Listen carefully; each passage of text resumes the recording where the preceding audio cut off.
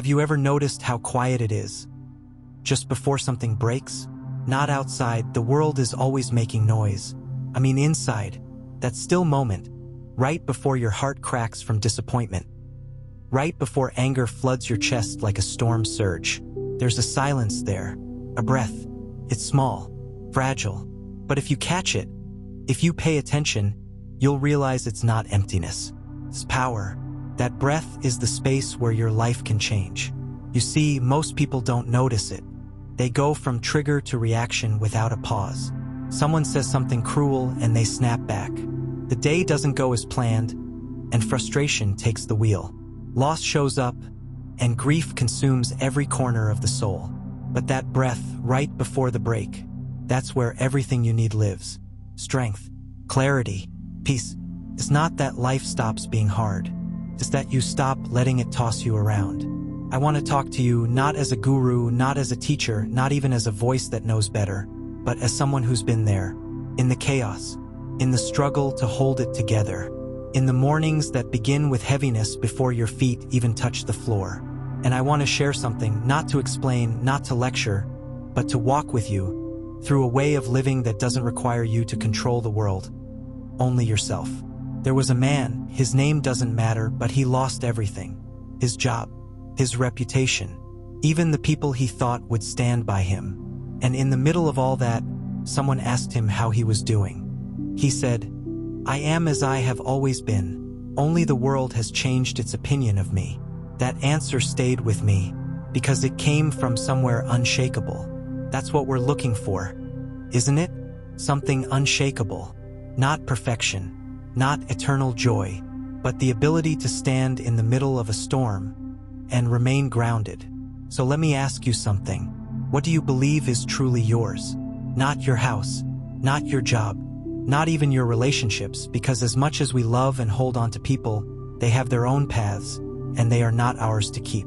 What's really yours is how you respond, what you choose to carry, what you let go of. You don't get to decide what happens to you, but you do decide what it means. Pause there for a moment. Let that settle. Because that one truth, that your interpretation, not your circumstance, determines your peace, that changes everything. Let me tell you a story. There was a woman who woke up every day fearing what would go wrong. She'd check her phone the moment she opened her eyes, her chest already tight with the day's imagined disasters. She'd rush, worry, control, because she believed that if she didn't stay on top of everything, it would all fall apart. But the more she tried to control, the more exhausted she became. Life wasn't kinder for her vigilance. It just kept being life. Then one day, she sat quietly with a question. What if I accepted that I can't control anything outside of me? What if I only took responsibility for the part one can actually guide? My thoughts, my actions, my choices. It was terrifying and freeing. She didn't stop caring. She stopped clinging. And that's where peace began. Now, think about your own life. That thing that's been bothering you, the person who keeps letting you down, the fear that keeps resurfacing, the plan that keeps falling through. Ask yourself, what part of this is within my control? And if it's not, can I let it be? Not because you're giving up, but because you're choosing peace over struggle, stillness over noise. It's not weakness to let go. It's strength. The kind of strength that's not loud or forceful, but deeply, quietly rooted, like an oak tree that doesn't fear the wind. Let's go deeper. Have you ever considered how much time we spend trying to rewrite the past? Regret is sneaky like that.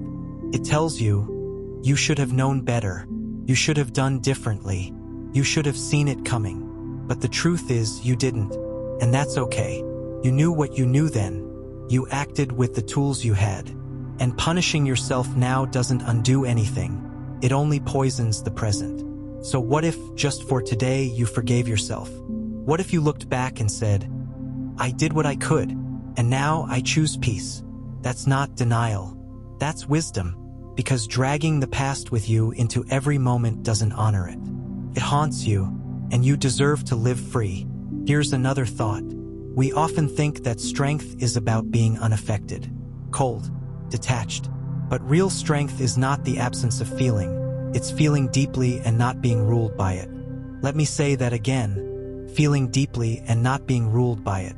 You're allowed to be sad, angry, confused, but you don't have to act from those places. You can let the wave pass, observe it, breathe through it, and then choose your response. Imagine that. The next time you're overwhelmed, instead of reacting, you pause. You notice your breath. You ask, is this worth my peace? Because peace is something you protect, not something you wait to be handed. And sometimes, protecting your peace means walking away from a fight that your ego wants to win, but your soul knows will cost too much. It means saying no when guilt wants you to say yes. It means letting someone be wrong about you, because proving them wrong would only drag you down with them. You don't need to attend every argument you're invited to. Your silence can be louder than your defense. Let's sit with that a moment. Now, I want to talk about desire, the kind that says, I'll be happy when I get the job, when they love me back, when I lose the weight, when things finally go my way. But happiness that depends on something external is a happiness forever at risk. Because those things change. They move. They leave. And what are you left with? You. Just you. So maybe the question isn't, how do I get what I want? But can I want less and appreciate more? That doesn't mean settling. It means seeing clearly. You can have ambition and still be content in the process. You can have goals and not base your self-worth on achieving them. You can wake up grateful for what you have and still work for what you hope for. That's balance. And in that balance, there's a kind of joy that can't be shaken. Let's speak now of time. It's funny how we treat it like a bank account that never runs out. We procrastinate on what matters. We argue over what won't. We postpone love, joy, forgiveness because we think we have all the time in the world. But you don't. None of us do. That doesn't mean living in fear. It means living in presence. Being here, fully. When you listen, really listen. When you eat, taste your food. When you love, give yourself. Don't waste your life waiting for it to feel perfect. Don't spend your days numbed out, distracted, scrolling past the moments that make life real. Because the truth is, this is it. This breath, this moment, this day. You are not promised another. Let's pause there. And when you come back to yourself, when you exhale, think about this. What would it mean to live from the inside out? To stop measuring your worth by things that can be taken. To stop being at the mercy of what happens and start being in command of how you move through it. That's the quiet revolution. Not one you post about, not one you need applause for, but the one you live day by day in how you carry yourself, in how you treat others, in how you choose peace over chaos, meaning over noise, depth over distraction. And if you forget, that's okay. Come back. Every moment is a return. Every breath is a beginning. And you are stronger than you think. You don't need the world to bend in your favor. You only need to remember that what matters most has always been within you. The calm, the clarity, the courage. It's all there, waiting in that small, silent breath before the break. That space where your life can change. You wake up, and the day has already begun without your permission. The world, in all its relentless rhythm, is already moving. Messages waiting, people needing. The noise starts early. But before you pick up the phone, before you check the clock, there's a small chance to return to yourself. To remember something that modern life has taught you to forget. You are not your obligations. You are not your inbox. You are not the sum of what others expect from you. In that moment, before the rush, lies a choice. Not a dramatic one. Not a life-altering crossroads. Just a simple decision. Will I carry myself today? Or will I be carried by everything around me? There's a quiet power in starting the day by reclaiming your mind. Let others rush. Let others panic. You begin with stillness. Because when you begin with stillness, you're less likely to be owned by the day. You're less likely to be pulled in every direction by forces that do not care for your peace. The ancient ones knew this, not because they had more time, but because they understood time differently. They understood that time was not what passed on the clock, but what passed through you. And so they taught the value of early preparation, not of tasks, but of soul. They spoke of equanimity, a state not of indifference, but of serenity, a mind that is steady not because it has no waves, but because it no longer fears the sea. You step out into the world, and the world pushes back. Someone cuts you off. Someone speaks to you with contempt. Someone ignores your efforts. You do not flinch. Why? Because you no longer depend on their behavior to determine your inner climate. You've trained for this, not in grand gestures, but in the small daily act of choosing not to hand over your peace. That's the real discipline, not in restraining your outer life, but in mastering your inner reactions. There's a kind of silence, even in action, a kind of presence that speaks louder than retaliation. You learn to observe more than you react. You learn that anger often wears the mask of importance, that people get angry not because they are strong, but because they are afraid of losing something: control, status, respect. But what if you have nothing to lose?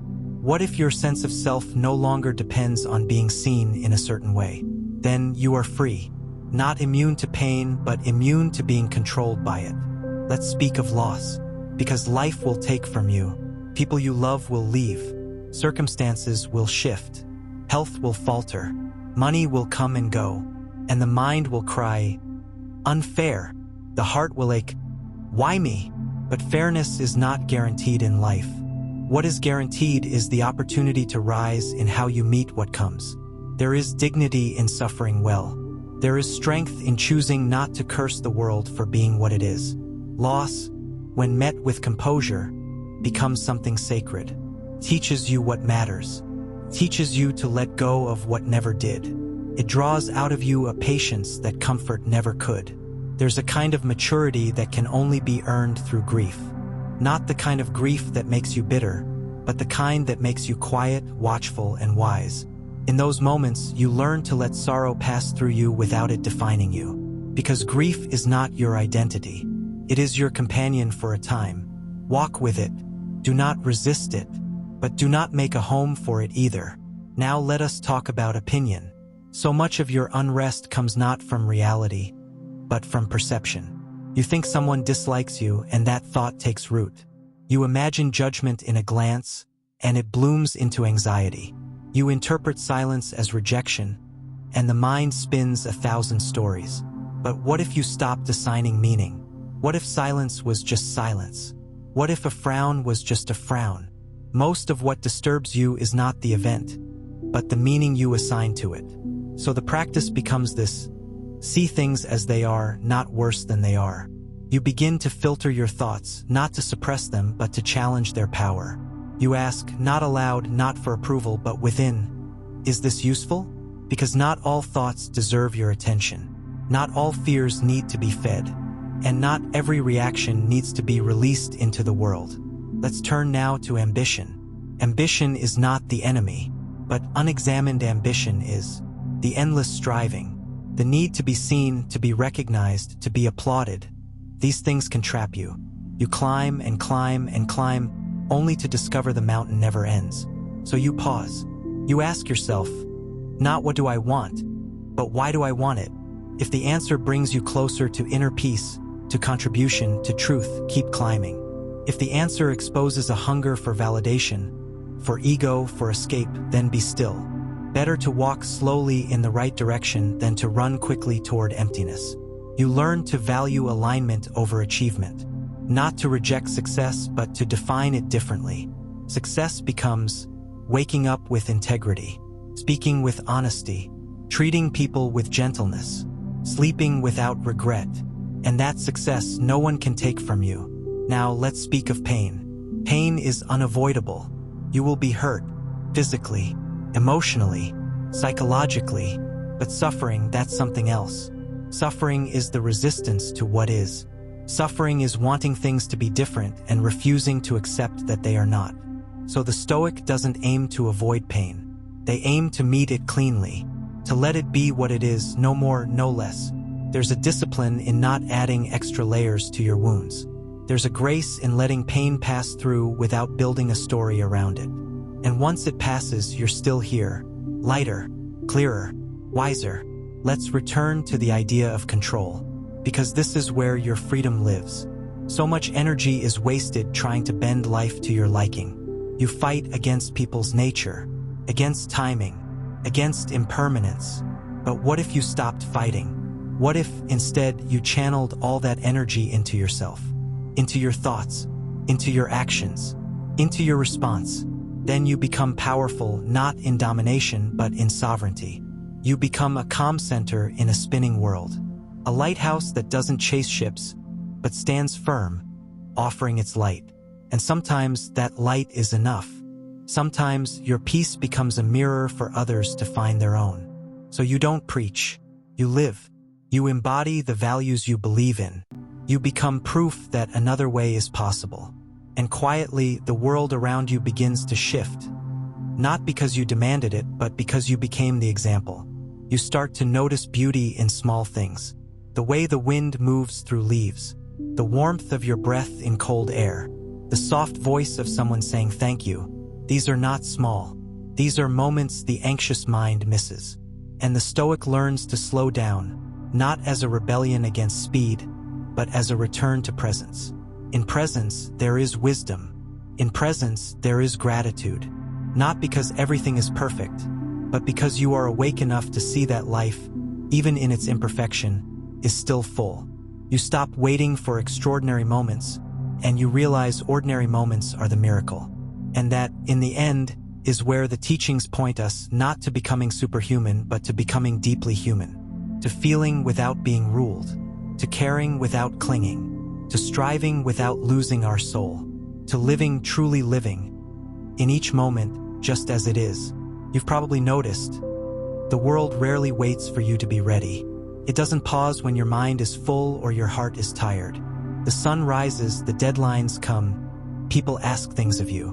Life continues, unapologetically, but within that constancy there is space. Not the space outside you, but the space within.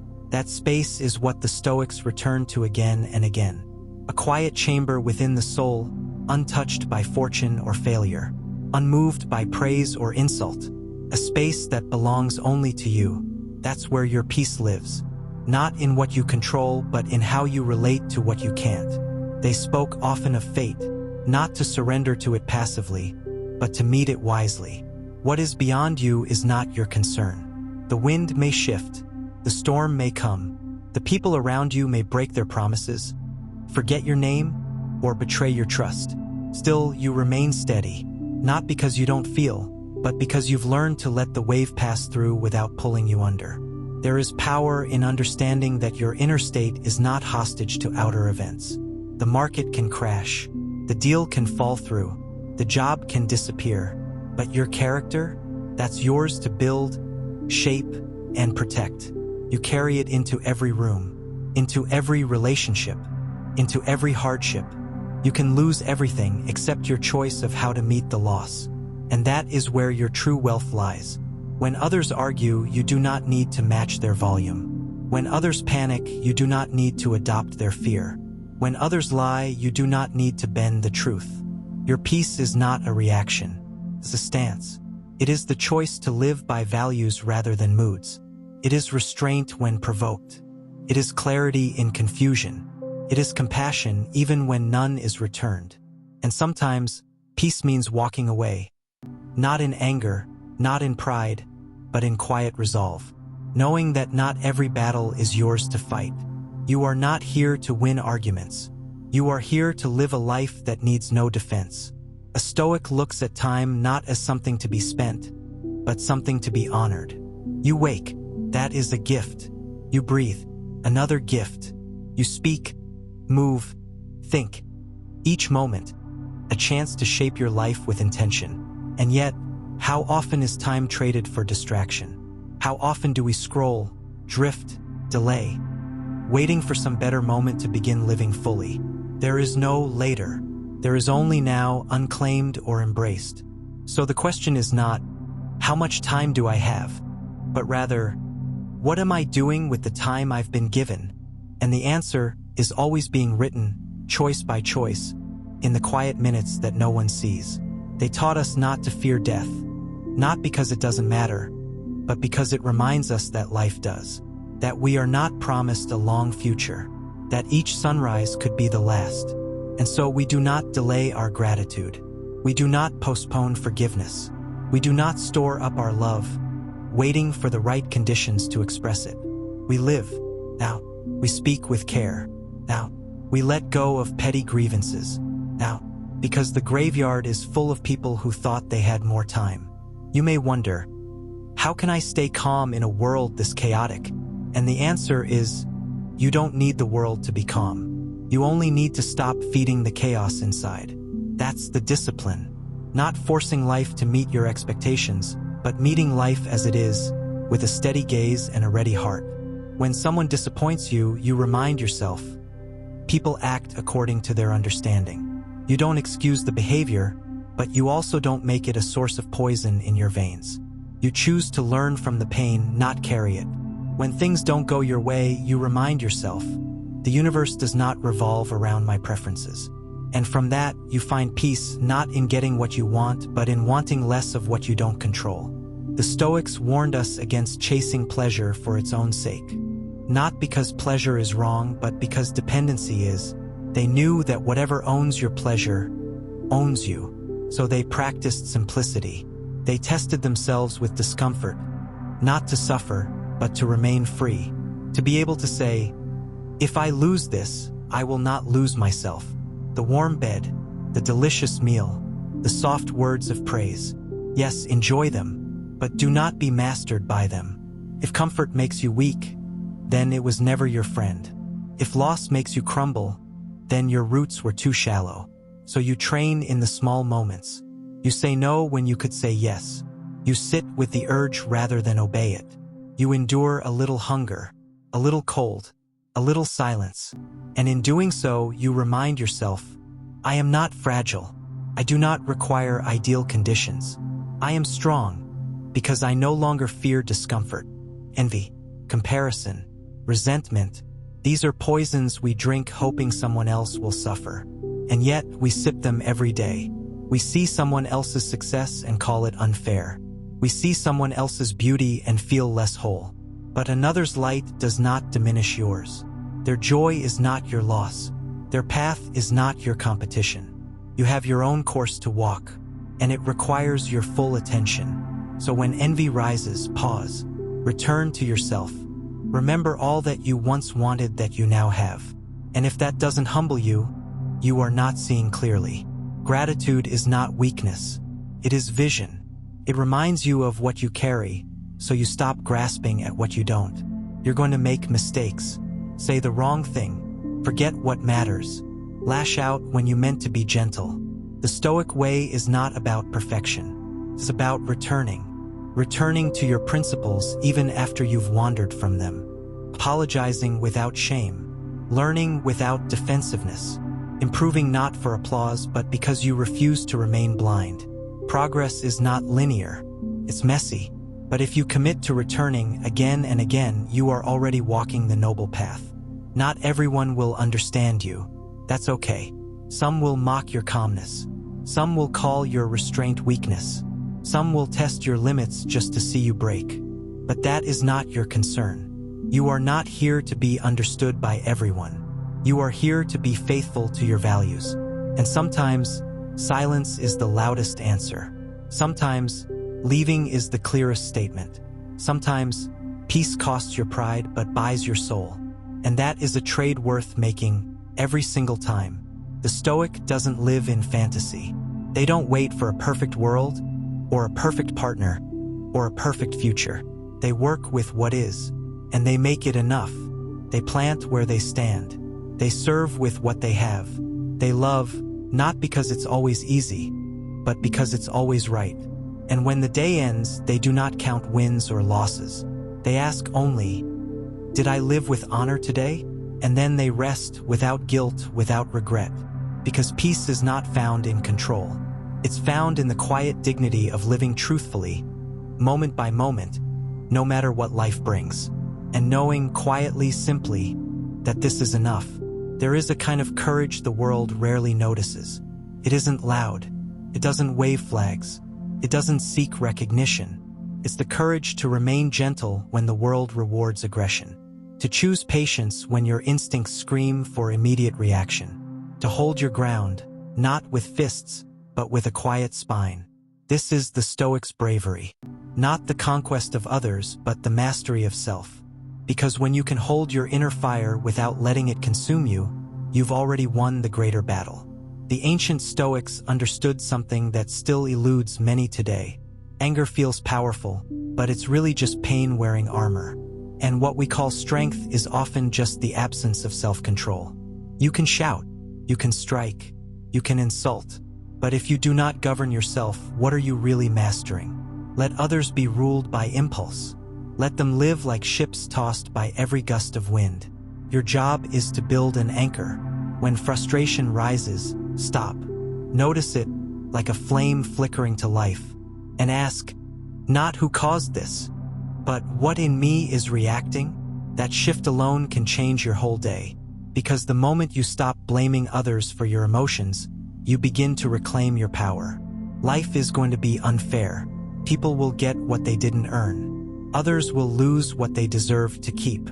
The Stoics never promised justice in the outer world, only the possibility of justice within. You do what's right, not because you will be rewarded, but because doing what's right is the reward. Integrity is not a currency, it's a condition of the soul. If you're always watching for repayment, applause, acknowledgement, you've already sold your peace to something outside of you.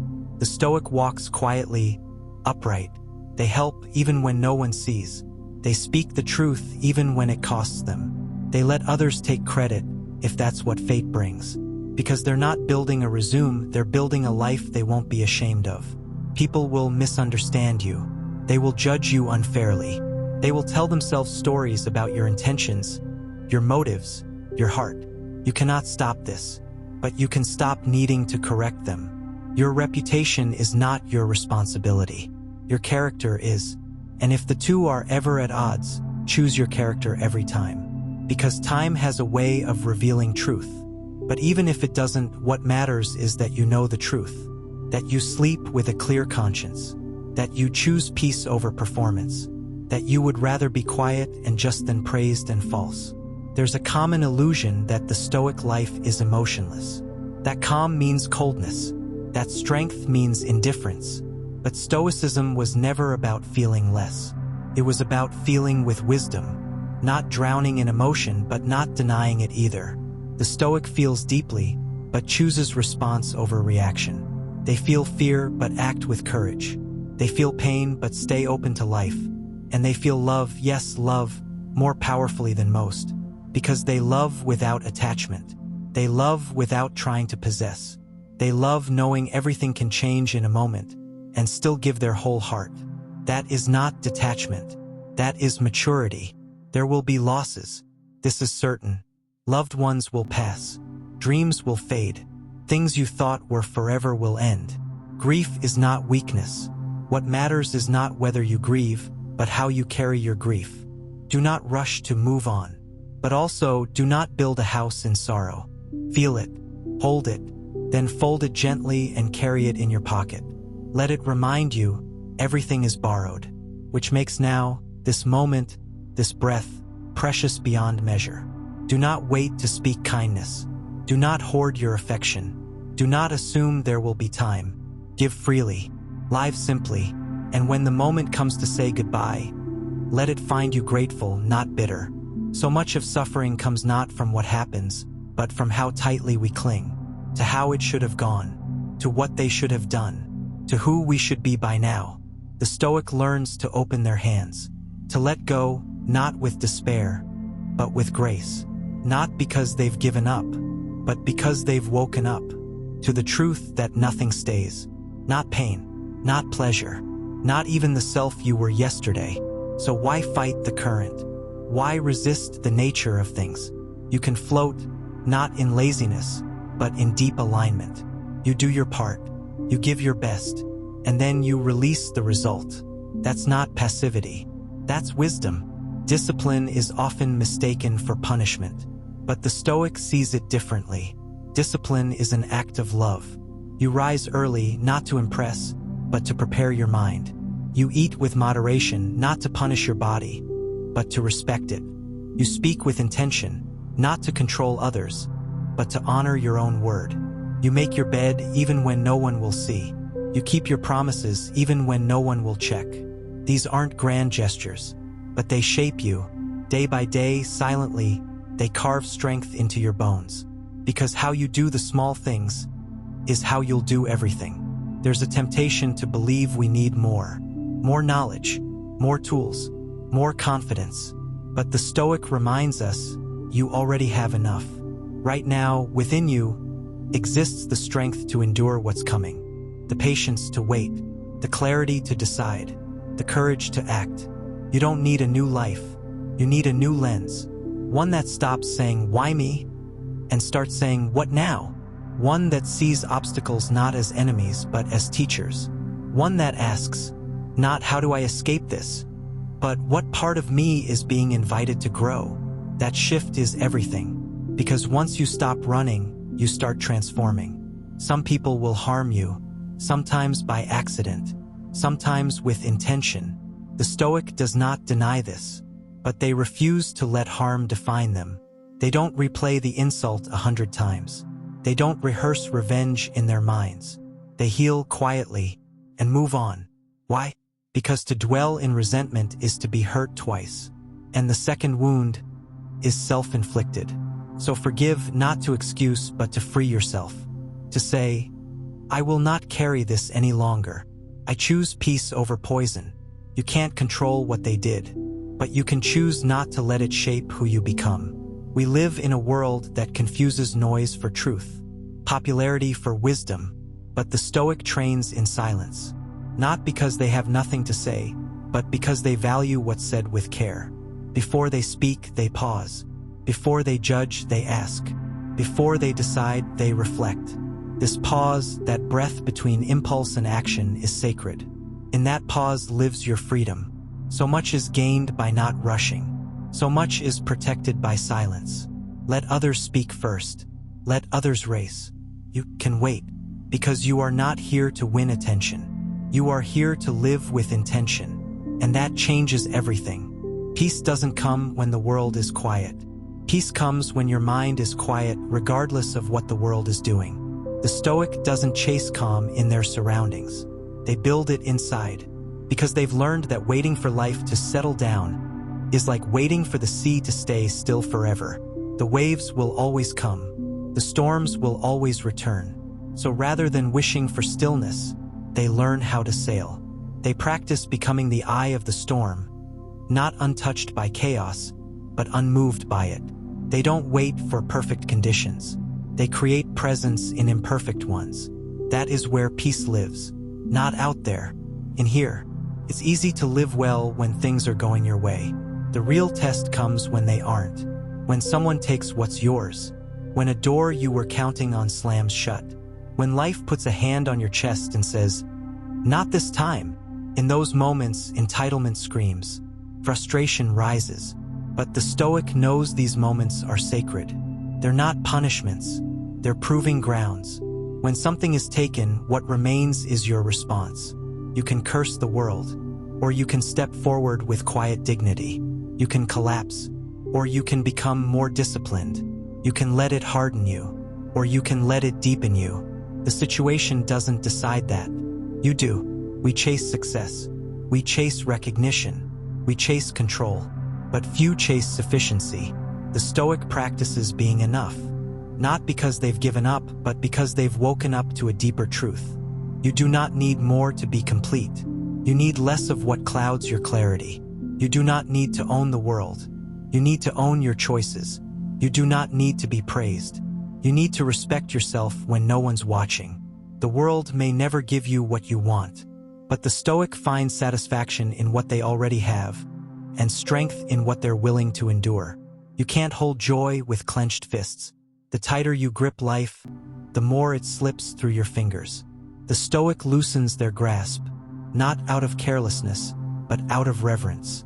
They know that everything is temporary, every sunrise, every laugh, every embrace. So instead of fearing loss, they lean into presence. They drink from the moment as if it were their last cup. They look someone in the eyes and listen fully, not while waiting to speak, but to understand. They stop hurrying. They stop multitasking, because they know, when you finally learn how to be, you realize that joy is not hidden. It was always here. You were just too distracted to notice. It's tempting to measure your worth by your productivity, to think that unless you're doing, achieving, performing, you're falling behind. But the Stoic rejects this race. They understand that being busy is not the same as being effective. That motion is not the same as meaning. They make room for stillness, for silence, for reflection, because they know insight doesn't scream. It whispers, and if you never stop running, you'll never hear it. So take time to sit, to walk, to breathe, not to escape life, but to return to it with clearer eyes and a steadier heart. Life is short, not in a frightening way, in a clarifying one. Knowing that time is limited sharpens your focus. It makes the petty arguments seem even smaller. It makes the quiet moments feel golden. The Stoic does not fear death. They let it remind them how to live. They say no to things that waste their time. They say yes to what nourishes their spirit. They don't delay the important conversations. They don't postpone gratitude. They live in a way that when the end comes today or decades from now, they'll be able to say, I lived, fully, honestly, gratefully, and that is enough. You will be tempted to imitate others, to compare, to compete, to measure your life by someone else's path. The Stoic sees this trap and steps around it, because they know comparison is the thief of peace. No one else has your exact circumstances. No one else carries your same challenges, your same strengths. So the only measure that matters is, did you act with courage when it was hard? Did you hold your values when they were tested? Did you treat people with kindness, even when it went unnoticed? That's the only scoreboard worth checking. The rest is noise. Pain will come. No life is free of it. But suffering, that lingering bitterness, that mental resistance, often comes from thinking pain shouldn't happen. The Stoic accepts pain as part of the deal. They don't sugarcoat it, but they don't inflate it either. They greet it with openness, because they've trained themselves to ask, what is this pain asking of me? Is it telling me to let go, to slow down, to heal something long ignored? Pain can be a messenger, and the Stoic listens, not because they enjoy pain, but because they'd rather grow through it than be destroyed by it. You don't have to have an opinion on everything. You don't have to respond to every comment. You don't have to be in every conversation. The Stoic knows silence is not weakness. It's power. To choose when to speak and when not to choose what to engage with and what to let pass by. They guard their attention like it's treasure because it is, and they refuse to hand it over to things that don't matter. When provoked, they stay grounded. When insulted, they stay calm, because they understand what you react to owns you, and what you observe without attachment you are free from. Not everything that feels good is good. Not everything that feels hard is harmful. The Stoic looks beyond feelings to values, to principles, to character. They don't chase comfort for its own sake. They seek growth even when it hurts. They know some pleasures leave you empty. Some challenges fill you with strength. So they train themselves to distinguish the two, to choose the delayed reward over the quick fix, to choose honesty over flattery, to choose what is right, not what is easy, because they know how you live today becomes who you are tomorrow. There's no prize for being the most outraged, no trophy for being constantly offended. The Stoic doesn't chase indignation. They chase understanding. They know judgment is easy, empathy is harder. They see someone acting poorly and ask, what pain might they be carrying? They hear a harsh word and wonder, what storm are they walking through? This isn't weakness. It's a deeper kind of strength. It's refusing to mirror cruelty. It's breaking the cycle of blame. It's becoming not a reflection of the world, but a light within it.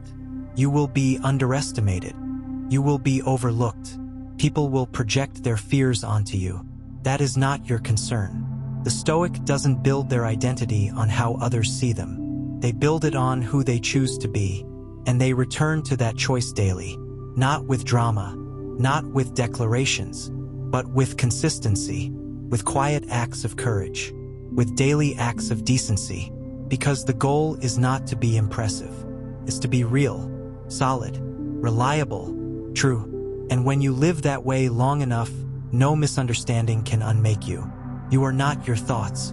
You are the awareness behind them. Thoughts will rise, some helpful, some unkind, some absurd. The Stoic doesn't cling to them, doesn't fight them, doesn't fear them. They watch them, they examine them. They ask, is this true? Is this useful? Is this aligned with who I want to be? If not, they let it pass. Because not every thought deserves your attention. Not every emotion needs a story. You can feel something and still choose not to act on it. You can observe something and still remain unchanged. And in that gap is freedom. To live well is not to avoid difficulty. It's to become the kind of person who faces difficulty with clarity, calm, and heart. That's the Stoic life. Not flashy, not popular, but unshakable, rooted in values, guided by reason, powered by love. And day by day, it shapes a soul that can walk through any fire and remain whole. A soul that chooses peace over pride, action over complaint, wisdom over impulse. That kind of soul leaves a mark, not in monuments, but in the lives it quietly touches, in the people it quietly helps, in the example it quietly becomes. A quiet mind is a powerful one. The Stoic understands that clarity is not something you wait for, it's something you cultivate. Day by day through disciplined thought, through watching your impulses without following them, through letting noise pass without becoming it. Most of the chaos in life doesn't come from the world itself. It comes from our minds reacting to it, spinning, dramatizing, attaching. But once you begin to see this, you realize something profound. Peace is not found in controlling what happens. Peace is found in controlling how you interpret it. You don't need to chase certainty. You need to get better at navigating uncertainty with steadiness. The Stoic doesn't demand guarantees from life. They meet uncertainty with preparation, not panic, with character, not control. They prepare their mind like a soldier prepares their armor, not hoping to never face adversity, but knowing that when it arrives, they'll be ready, not just to endure it, but to grow stronger from it. The opinions of others are not your responsibility.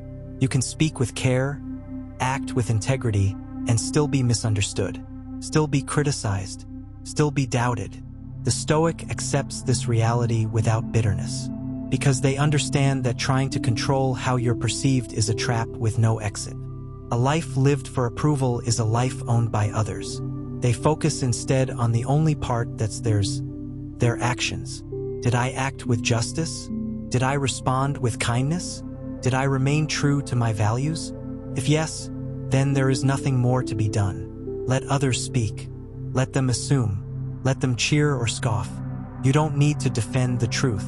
You need only to live it. Loss will visit your life. The Stoic doesn't resist this truth. They reflect on it daily, not to become numb, but to become awake. Memento mori. Remember that you, and everything you hold dear, is mortal. This isn't morbid. It's clarifying. It brings urgency to your presence. It reminds you not to sleepwalk through your days. It teaches you not to postpone love, not to withhold kindness, not to carry grudges into tomorrow. Each goodbye might be the last. Each sunrise might be the final one. So live accordingly. Say what matters. Let go of what doesn't. And in every fleeting moment, be fully here. You can't outrun yourself. No matter where you go, no matter how much you distract, the person you are will follow. The Stoic knows this. They stop blaming the environment. They stop waiting for external change. They turn inward, not to escape the world, but to anchor themselves in it. Self-awareness isn't a luxury. It's survival. They ask difficult questions. Where am I lying to myself? What am I avoiding? What parts of me need strengthening? They aren't afraid to confront their flaws, because they know a person who doesn't examine themselves will eventually be ruled by what they ignore. But a person who faces their shadows with honesty, that's someone who becomes free. Not every battle is yours to fight. The Stoic chooses their struggles carefully. They don't exhaust themselves trying to win arguments that don't matter. They don't rush into every conflict just to prove a point. They ask, does this serve a higher purpose? Or is it just my ego looking for a stage? Discipline isn't just about action. It's about restraint. The ability to say, this doesn't need my energy. The courage to walk away from chaos that doesn't belong to you. Not out of weakness, but out of strength. Because your peace is too valuable to trade for every provocation that passes your way. There's a kind of richness that has nothing to do with money. It's the richness of character, of wisdom, of inner stability. The Stoic doesn't chase luxury. They chase virtue. They understand that the good life isn't about acquiring more. It's about needing less. A man who needs little is free. A person who rests in their values is unshakable. They don't envy the glitter of others. They don't feel small because of status. They see through the illusion because they know fortune can be taken in a day, but character, that's built over a lifetime. And once you have it, no one can take it from you. Forgiveness is not for them. It's for you. The Stoic knows that holding on to resentment is like drinking poison and expecting the other person to suffer. They don't excuse cruelty. They don't forget harm. But they release the emotional grip of it, because they value their own peace more than the illusion of revenge. To forgive is to refuse to carry the weight of someone else's wrongdoing. It's to say, you do not get to live rent-free in my mind. And in that release, you make space for something far more powerful. Clarity, strength, and healing. Gratitude is not about ignoring hardship. It's about refusing to let hardship blind you to what's still good. The Stoic trains their mind to see clearly, not just the pain, but the beauty too. They appreciate the small things. A kind word, a quiet evening, the breath in their lungs. Not because life is perfect, but because they choose to notice what remains, not only what's missing.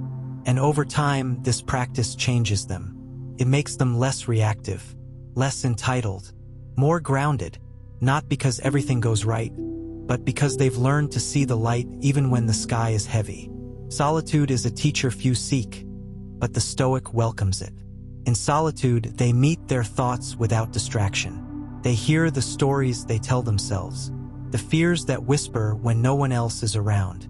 They don't run, they sit, they listen, and in that stillness, they refine their inner world.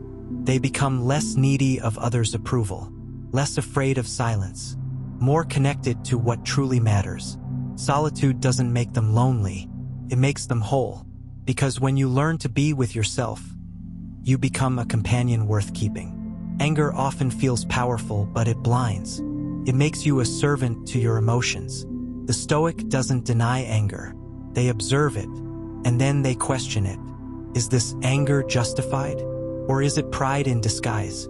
Will this reaction make the situation better or worse? They don't suppress their feelings. They refine them. Anger, when left unexamined, becomes destruction. Anger, when channeled with wisdom, becomes justice. The difference is awareness, and the Stoic works daily to sharpen that awareness. The future is uncertain. The past is gone. Only the present belongs to you, and even that only moment by moment. The Stoic lives with this awareness, not with fear, but with reverence. They don't waste today worrying about tomorrow. They prepare, but they don't obsess. They reflect, but they don't dwell. They act not hurriedly, but with presence, because they understand each breath is a gift. Each sunrise is a new beginning, and the more fully you inhabit the now, the more fully you shape your life.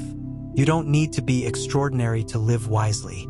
You don't need a perfect plan. You just need the courage to start with what you have where you are. The Stoic embraces simplicity. They do the next right thing. They honor their word.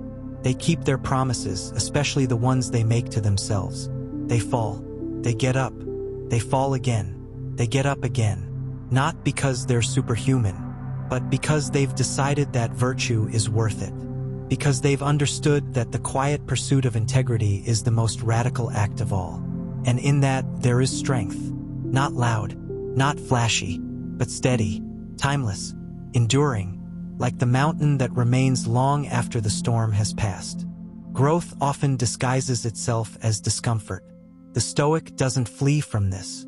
They welcome it not because they enjoy pain, but because they've learned to see pain as the threshold to deeper understanding.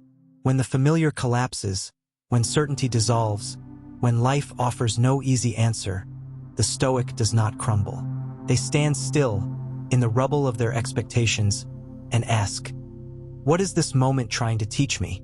Hardship strips away illusions. It peels back the layers of who we think we are, revealing something far more real underneath.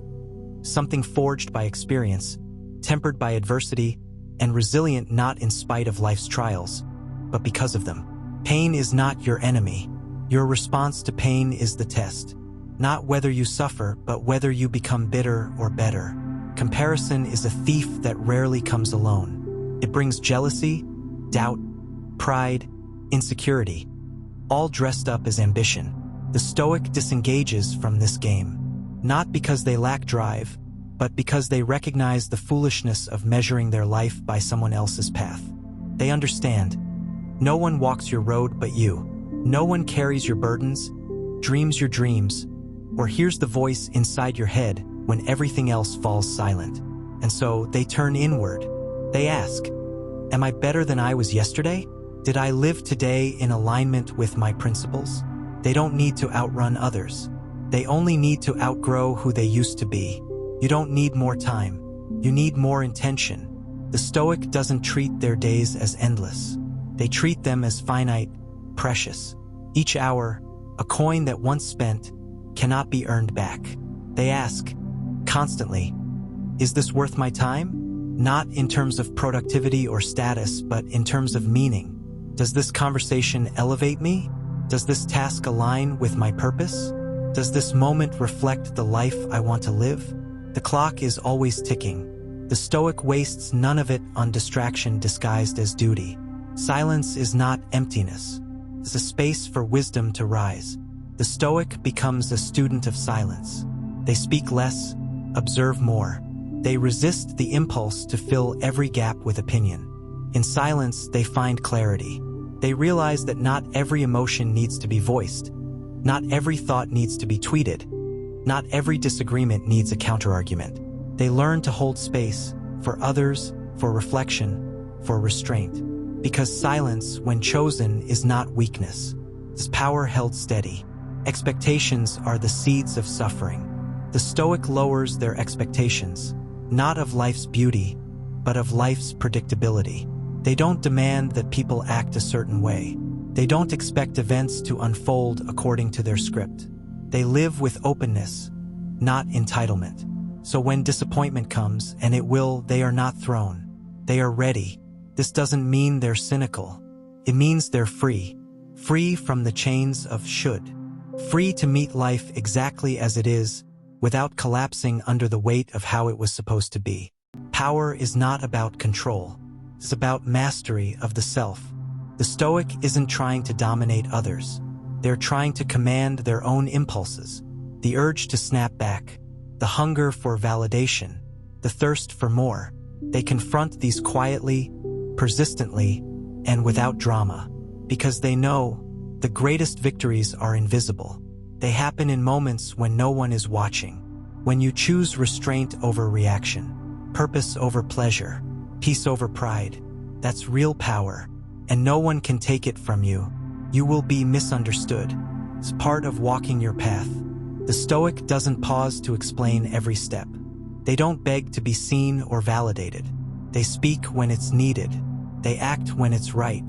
And when people question their motives, misread their silence, or project their own insecurities, they don't chase after clarity, because they understand. Not everyone is meant to understand you. Some people will only see what they're ready to see. That's not your burden. Your burden is to remain aligned with your values, regardless of the noise. Success to a Stoic isn't a destination. It's a manner of being. It's waking up each day and choosing to live with integrity. It's showing up for your responsibilities, even when you don't feel like it. It's keeping your word, especially when it's inconvenient. It's doing your work not for applause, but because it is good to do good work. This success isn't loud. It doesn't need trophies. It lives in the quiet moments, when you choose discipline over ease, honesty over comfort, growth over stagnation. That kind of success cannot be stolen, can only be lived. You are not your thoughts. The Stoic watches their mind like a sky watches passing clouds. They know thoughts come and go. Some are helpful, some are not. Some are born of fear or fatigue or old wounds. But none of them are you. So they don't grab onto every thought. They don't let a single emotion hijack their entire day. They observe, they breathe, they return to center. This practice creates space between stimulus and response, between reaction and reflection. In that space, you reclaim yourself. You don't need ideal conditions to start living with purpose. The Stoic doesn't wait for motivation. They don't wait for the perfect time. They act, even when it's hard, even when they feel lost or uninspired, because they know clarity comes through movement. Progress comes from effort, not inspiration. And the discipline to begin, even imperfectly, is the only way you ever move forward. So they rise again and again. And in that rising, they become who they were always meant to be. Judgment of others is a mirror. The Stoic recognizes that what irritates you about someone else often reveals something about you. That impatience might point to your own need for control. That envy might reflect your unexamined values. That anger might be a cover for fear or insecurity. So they don't lash out. They look in. They ask, what is this revealing about me? And in that questioning, they grow. Not by correcting others, but by correcting themselves. Nothing external can fulfill you. The Stoic learns this not from reading, but from experience. They chase the goal. They reach it. And still, they feel the same emptiness. Because lasting fulfillment doesn't come from achievement. It comes from alignment. Alignment with your values, your principles, your truth. When your actions reflect who you truly are, not who others want you to be, you feel something deeper than happiness. You feel peace. And peace is the ultimate wealth. Control what you can. Accept what you can't. Know the difference. The Stoic returns to this again and again. Because in every situation, there are two forces. The external and the internal. The external, traffic, illness, delay, rejection, belongs to the world. The internal, your thoughts, your choices, your values, belongs to you. Peace comes from recognizing the boundary between them, from releasing what isn't yours, from owning what is, and from meeting each day with the quiet strength that says, no matter what happens, I will choose who I become. The journey is long, the path is narrow, and no one walks it for you. But the Stoic walks it anyway, not seeking fame, not chasing ease, but because they have seen a deeper truth, that character is not built in comfort, but in challenge, that peace is not found in perfection, but in presence, and that the most courageous thing you can do is to live your values in a world that constantly tempts you to abandon them. So they walk, quiet, focused, steady, and in each step they become free. A Stoic wakes up with death on their mind, not as a morbid fixation, but as a compass pointing to what matters. Memento mori, remember you will die. This is not a reason to despair. It's a reason to live more urgently, to hold your loved ones a little closer, to speak more truthfully, to waste less time. When you carry the awareness of mortality, distractions lose their grip. Petty arguments dissolve, grudges soften, ambitions clarify. You stop putting off what matters, because you understand deeply that tomorrow isn't promised. And today, this breath, this moment, is everything. There is no such thing as the future, only the present moment dressed in imagination. The Stoic doesn't live in someday. They live here, now. They know that what you do today is what your life becomes. You don't suddenly become patient in 5 years. You become patient by choosing not to snap when someone cuts you off. You don't become brave all at once. You become brave by speaking up when your voice shakes. Who you want to be lives inside the decisions you make today. Not tomorrow. Not when it's convenient.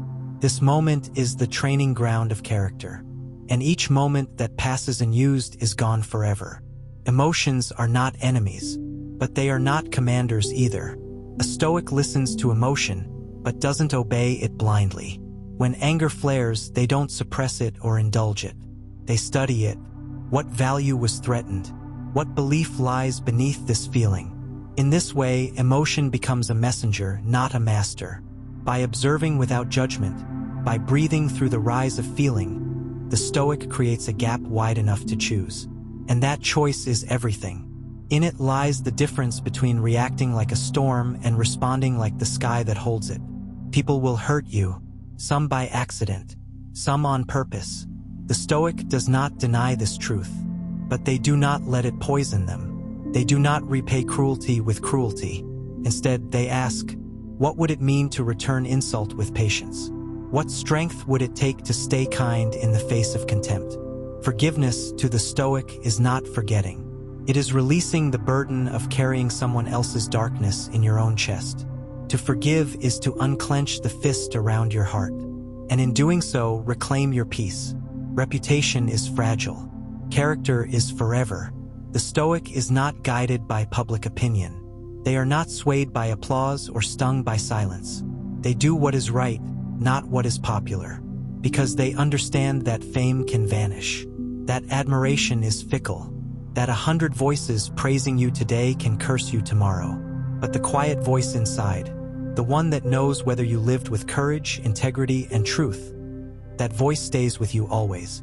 And it is the only judge you answer to in the end. Suffering is not always a punishment. Sometimes it's a teacher. The Stoic does not run from pain. They sit with it. They ask, what are you here to show me? In grief, they find the depth of love. In failure, the path to growth. In illness, the clarity of what truly matters. Pain sharpens. Pain humbles. Pain strips away what is unnecessary. And in what remains, the Stoic sees something pure, something unshakable, a core of being that is not afraid to be broken because it knows it can heal. Discipline is a form of self-respect. The Stoic doesn't wait to feel like doing what needs to be done. They do it because they said they would. They train the body, not out of vanity, but because it is the vessel through which virtue is lived.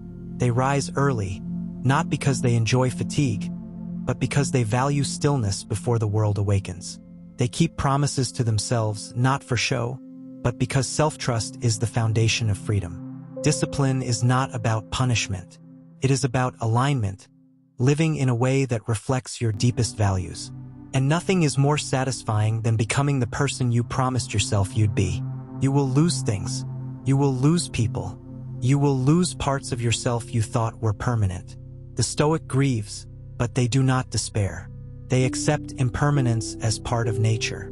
All things are lent, not given. Your body, your wealth, your relationships, even your time. So they hold everything with open hands. They love deeply, knowing love includes the risk of loss. They live fully, knowing no moment repeats. This awareness doesn't lead to detachment, it leads to gratitude. Every breath becomes a gift. Every goodbye a chance to say what matters. Every moment, a reminder. Nothing is owed. Everything is enough. You cannot escape yourself. No matter where you go, you carry your mind with you. The Stoic does not seek peace in a change of scenery, but in a change of perspective. They tend to the inner garden. They clear weeds of envy, resentment, vanity. They water the roots of clarity, compassion, and courage, so that wherever they are, amid chaos or calm, they remain whole. Because they know that true freedom is not found in escape, but in self-mastery. Not knowing is not weakness. The Stoic admits ignorance with humility. They say, I don't know without shame, because pretending to know leads to error, because the desire to appear wise often prevents real wisdom. So they ask questions. They listen more than they speak. They change their minds when shown a better way. Knowledge to the Stoic is not a trophy. It is a tool to live better, to do better, to be better. And the path to it begins with the courage to say, I still have more to learn. Time is indifferent. It moves whether you are ready or not. The Stoic doesn't beg for more of it. They use what they have with care. They cut what is trivial. They say no to what distracts. They prioritize presence over pressure. They understand it is not how much time you get that matters, but how much of yourself you give to the time you have. Live now, fully, deliberately, because the days slip through your fingers like water, and no one can hold them for you. Not everything that feels urgent is important. The Stoic does not confuse noise for necessity. They pause. They ask, is this truly worthy of my energy? They are not dragged by trends, headlines, gossip, or panic. They guard their focus like treasure, because what you give your attention to becomes your life. And in a world that pulls in every direction, choosing what not to care about may be the most powerful decision you make. There is no virtue in being busy for the sake of being busy. The Stoic does not chase constant motion. They do what needs to be done, then they rest. They don't confuse exhaustion with excellence. They don't measure worth by how little they sleep or how much they produce. They understand that rest is not laziness. It is preparation. Stillness is not idleness. It is the ground of insight. By slowing down, they see more clearly, and by honoring their limits, they sustain their strength. Adversity reveals you. The Stoic doesn't ask for hardship, but when it comes, they lean in. They see crisis as a mirror. Will I complain or adapt? Will I collapse or rise? Will I curse fate or become who I was meant to be? Difficulty does not destroy the Stoic. It sharpens them. Because they don't avoid life storms, they learn to sail through them. And each time they emerge stronger, wiser, more grounded in what cannot be shaken. There's a kind of courage that never shouts. It doesn't draw attention. It doesn't make speeches. It doesn't even need to win. It's the courage to remain steady when you are criticized unfairly, when things fall apart without warning, when the world seems to ignore your efforts. The Stoic calls this quiet strength. It's the courage to live by principle, not by outcome, to show up again and again, not because it's easy or rewarding, but because it's right. This kind of strength doesn't depend on applause. It doesn't vanish when the world forgets your name, because it never needed recognition to begin with. The mind is a garden. Thoughts are seeds. What you allow to grow, grows. What you feed, flourishes. What you ignore, shrivels. A Stoic is careful with what they water. They do not nourish fear with overthinking. They do not fertilize resentment with rumination. They do not invite self-pity to settle in. Instead, they tend to gratitude. They plant patience. They cultivate humility. Each day they ask, is my mind a place I'd want to live in? And if not, they begin to clean. There is a kind of wisdom in not reacting. Not because you don't care, but because you've learned the cost of impulsiveness.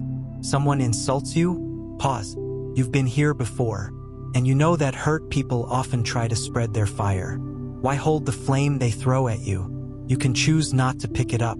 You can choose to remain cool, clear, composed. This doesn't make you weak.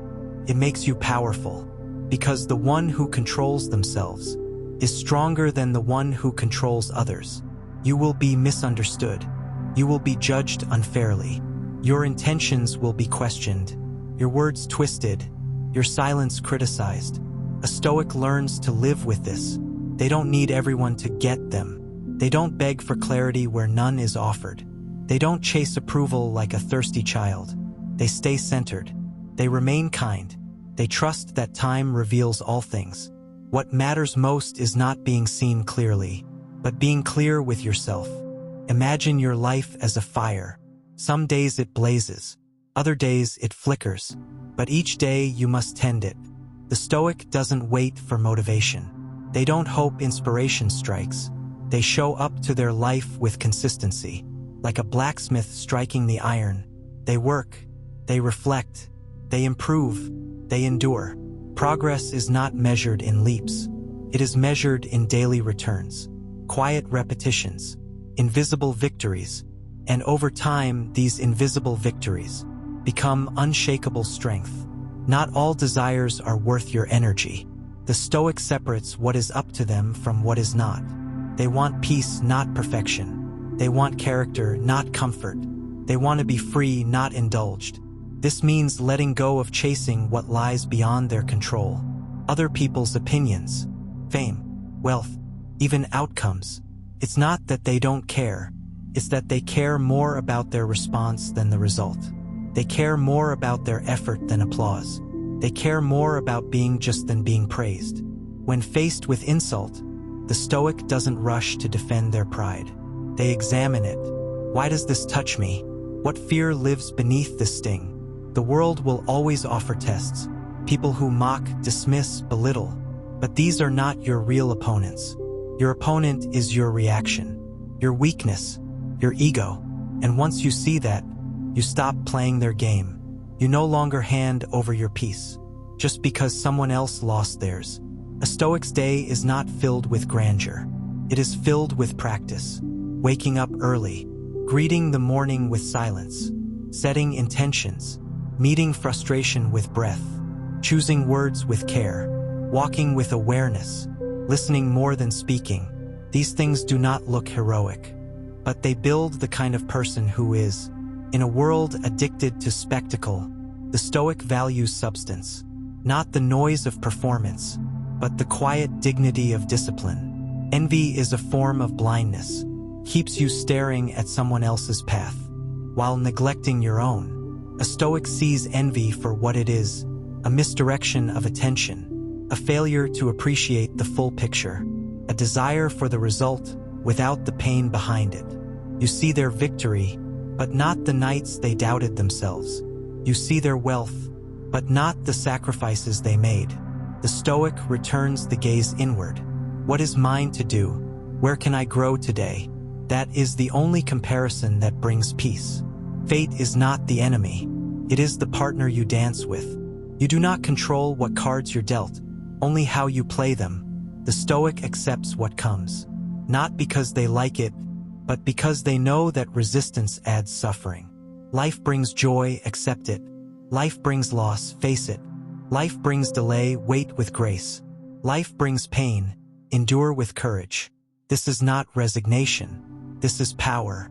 To say, I did not choose this, but I will meet it with honor, is to live in freedom no matter the outcome. There are days when nothing seems to move, when effort feels pointless, when meaning hides itself. The Stoic keeps going anyway, because they are not driven by mood, but by mission.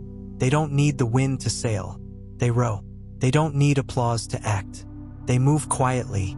They don't need perfect conditions to begin. They begin and make the conditions serve them. This steadiness, this refusal to abandon the path, this is what makes them different.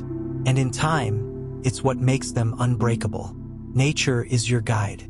Look at the tree. It grows patiently, quietly, slowly. It doesn't rush. It doesn't compare. It doesn't demand.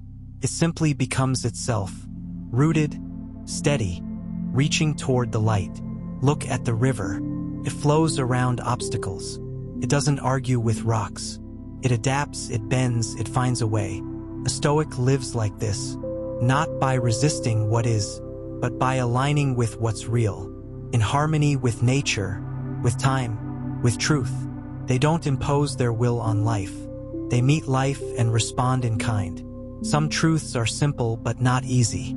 You can't have growth without discomfort. You can't have wisdom without humility. You can't have peace while clinging to control. You can't be free if you're ruled by impulse. You can't become whole while avoiding pain. The Stoic knows this, and instead of resisting these truths, they embrace them, not because they enjoy suffering, but because they've seen where avoidance leads. They've seen what happens when people run from reality. So they choose the harder path, the one of truth, discipline, courage, not because it's easy, but because it's right. You're not responsible for the chaos in the world, but you are responsible for how you meet it. And in that space between stimulus and response lies your power. The Stoic stands in that space and builds a life worthy of respect. Not flashy, not loud, but steady and strong, because that's what virtue looks like, because that's what freedom really is. Pain is not your enemy. It is a teacher, one with harsh methods, but honest intentions. A Stoic doesn't seek pain, but when it arrives, they don't flinch. They don't rush to numb it. They don't distract themselves with noise, or drown it in shallow pleasures. They sit with it, they breathe with it, they listen to what it has to say, because pain, unlike comfort, forces you to stop pretending. It shows you what truly matters. It strips away the excess. It asks, what are you building that can survive this? And more importantly, who are you becoming in the face of this? Growth without pain is like light without shadow, incomplete. So the Stoic does not curse the wound. They use it as a mirror, a sharpening stone, a gate. Through it, they step closer to clarity. To be still is not to be passive. Stillness is not apathy. It is not detachment from life. It is not silence born of fear. It is not retreat. True stillness is presence, depth, awareness. It is choosing, in a frantic world, not to be pulled into every disturbance, not to answer every demand, not to fight every battle. It's standing in the center of the storm and choosing where your attention goes. When others rush, you observe. When others react, you breathe. When others demand noise, you cultivate silence. This is the power of a calm mind. Not that it avoids difficulty, but that it meets it with groundedness.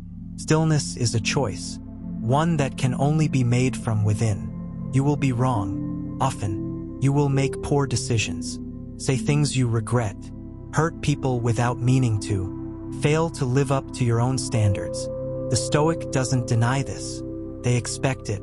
They even welcome it, because every mistake is an invitation to begin again, wiser, to admit fault without defensiveness, to repair damage without shame, to learn without ego. They know that pride makes poor armor, and that the refusal to be corrected is a path to decay.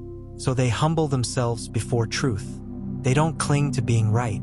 They cling to being better. Most of what you fear will never happen, and most of what does happen will not break you. The Stoic doesn't waste life on imagined catastrophes. They rehearse adversity, not to dwell in dread, but to free themselves from surprise. They say, let me consider the worst, not to invite it, but to strip it of power. If I lose what I love, can I still live honorably? If I fail, can I still rise? If I'm mocked, rejected, misunderstood, can I still walk with dignity? By facing these questions head-on, they lessen fear's grip. Because fear is strongest in the unknown. Once named, once held in the light, it begins to shrink. You may not control the future, but you can control your readiness to meet it. Fame is wind, praise is smoke. The Stoic isn't seduced by admiration. They know that what is loved today may be forgotten tomorrow, that crowds are fickle, that reputation is built on perception, not substance. They live for something deeper than applause. They ask, if no one were watching, would I still act this way? Would I still be generous if it brought no recognition? Would I still be just if it cost me influence? Would I still speak the truth if it led to isolation? The Stoic doesn't perform. They live by inner compass, because the approval of others is a shadow. But integrity is a flame, and the flame must be fed, even in solitude. Every argument is an opportunity to practice peace. You do not have to respond to every slight. You do not have to win every debate. You do not have to defend your ego at every turn. The Stoic listens more than they speak. They weigh their words. They ask themselves, is this necessary? Is this kind? Is this useful? Sometimes the wisest answer is silence. Sometimes dignity means walking away, not because you're weak, but because you're no longer enslaved to proving yourself. To those who argue for sport, the Stoic offers no opponent. To those who shout to feel powerful, the Stoic answers with presence. Power is not loud. It is not forceful. True power is restraint. Not all suffering is chosen, but much of it is prolonged. The Stoic observes how we hold onto pain longer than it holds onto us. How we revisit old wounds as if they still define us. How we rehearse offenses long after they've passed. Forgiveness, in Stoicism, is not about denying harm. It's about ending the cycle of harm within yourself. It is saying, what happened hurt, but I will not carry it further. I will not build a home out of my grievance. I will not let someone else's behavior shape who I become. Forgiveness is freedom, not for the offender but for you. And the Stoic chooses freedom again and again. Gratitude is not a mood. It is a muscle. You strengthen it by use. The Stoic practices gratitude not only when life is kind, but especially when life is difficult. They give thanks not for suffering but for the strength to bear it. Not for comfort but for clarity. Not for perfection but for presence. Not for what is easy but for what teaches. Each morning, they reflect. What do I have now that I once wished for? What do I still take for granted? And in that reflection, they return to wholeness. Because nothing is too small for gratitude. Not a breath, not a sunrise, not a moment of peace between storms. Life is not owed to you. Each moment is alone. The Stoic remembers this. So they don't postpone living for some future ideal. They don't wait until everything is in order to begin being present. They don't treat today as disposable. They live now, speak now, love now, act now, because the future is not promised, and the past cannot be changed. But the present, this heartbeat, this breath, this second, is the only place where life is real. A Stoic does not waste it. Emotions are not enemies. They are messengers. But the Stoic knows that messages can be misread. That feelings, while powerful, are not always accurate. That desire can lie. That fear can exaggerate. That anger can distort. So they pause. Not to suppress emotion, but to examine it. What is this feeling trying to tell me? Where is it coming from? What story am I telling myself? They let the emotion rise, but they do not let it steer the ship. Because emotion may visit the house, but reason holds the keys. No one can take your peace. They can insult you, challenge you, wrong you, but they cannot dictate your response. That power is yours. The Stoic guards that power like a sacred flame, not because they are indifferent, but because they've learned that reaction gives away control. That outrage often burns more than it illuminates. That revenge never heals. That peace must be chosen again and again. And so they return to breath, to principle, to stillness, because that's where their freedom lives. Not in what happens, but in how they meet it. And this, above all, is the Stoic path. To walk the world not as one who demands it to be kind, but as one who learns how to remain kind, even when the world is not. There is a quiet strength in accepting your limitations. Not the kind that resigns or surrenders, but the kind that acknowledges reality with clear eyes. When you understand what lies within your power and what does not, you cease to waste energy on impossible battles. This clarity is not defeat. It is liberation. You stop grasping at illusions and start engaging fully with what is. Imagine a tree bending with the wind rather than fighting it. The Stoic learns to be that tree, not rigid, not brittle, but resilient and flexible. This flexibility is born from knowing where to stand firm and where to yield. In life, you will face moments when your control ends, and your only choice is how to respond. Meet those moments not with frustration, but with the calm of one who has practiced surrender. Not surrender to failure, but surrender to reality. And in that surrender, find your true power. Desires often mask themselves as needs. We want approval, success, comfort, love. Yet, how many of these are truly essential? The Stoic examines every desire carefully, asking, is this necessary for a good life? Or is it an unnecessary craving, pulling me away from peace? When you learn to distinguish between what you want and what you truly need, you reclaim freedom. No longer are you a slave to fleeting pleasures or societal expectations. Instead, you focus on what builds your character, what fosters wisdom, courage, justice, and temperance. Because a life well lived is not about having everything, but about needing little. Comparison is a thief, steals joy, peace, and self-respect. When you look at others and measure your worth against theirs, you set yourself on a path of endless dissatisfaction. The Stoic turns inward. They measure progress not by the world's standards, but by their own. Every day, every moment is a chance to be better than yesterday, not better than someone else. This inward gaze brings contentment. It dissolves envy. It fuels a quiet confidence that does not seek validation outside. Imagine a garden where each plant grows in its own season, its own way. The Stoic tends their own garden, knowing that it will flourish without comparison. Time is the most precious thing you possess. Yet, it slips away unnoticed, squandered on trivial matters, distractions, or regrets. The Stoic holds time sacred.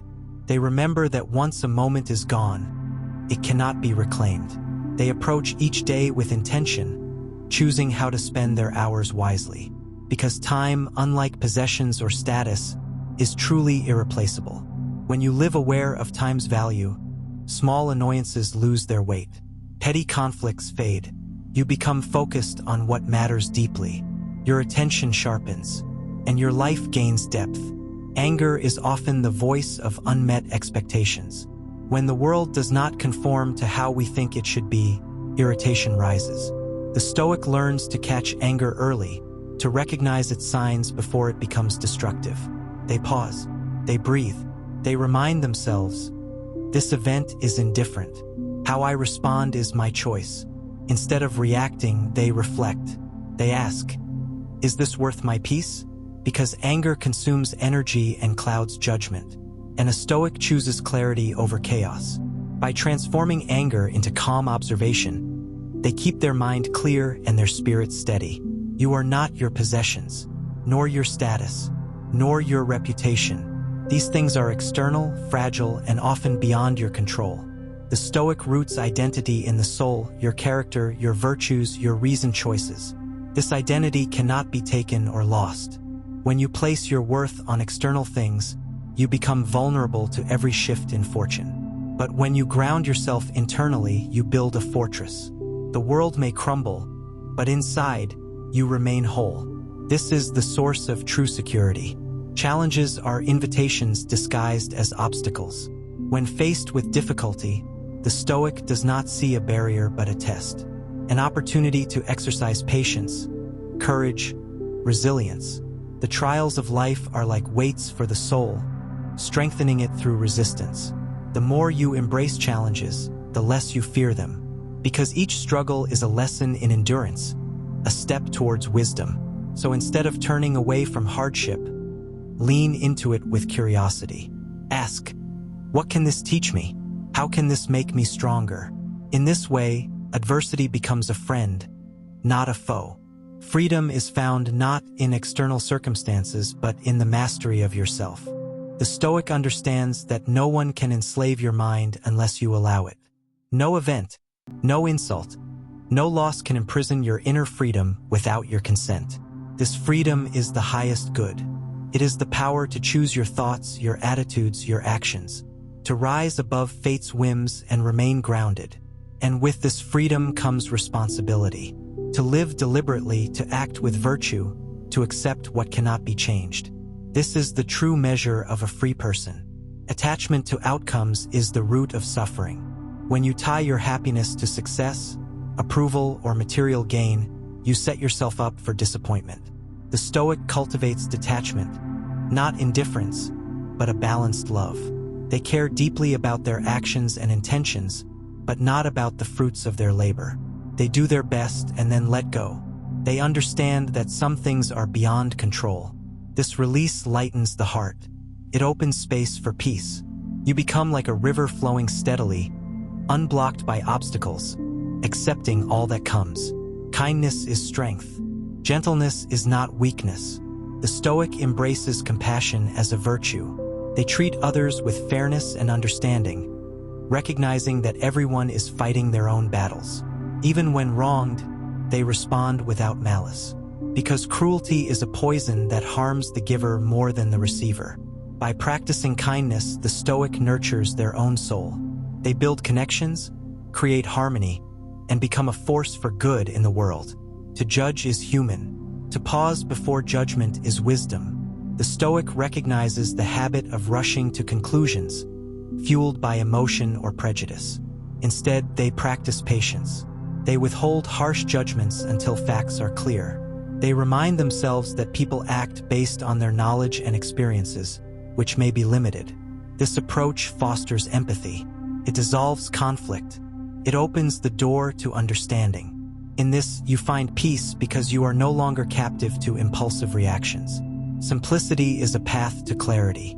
The Stoic strips life of excess, not to deny pleasure, but to avoid distraction. They focus on essentials. By reducing wants, they increase freedom. They free themselves from the endless chase for more.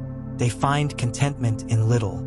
A simple meal, a moment of quiet, a clear conscience. In simplicity, there is space. Space for reflection, for gratitude, for peace. Trust your reason, but listen to your heart. Stoicism is not cold logic. It is the harmonious balance between mind and spirit. Reason guides you to what is right and just. The heart reveals what is meaningful and true.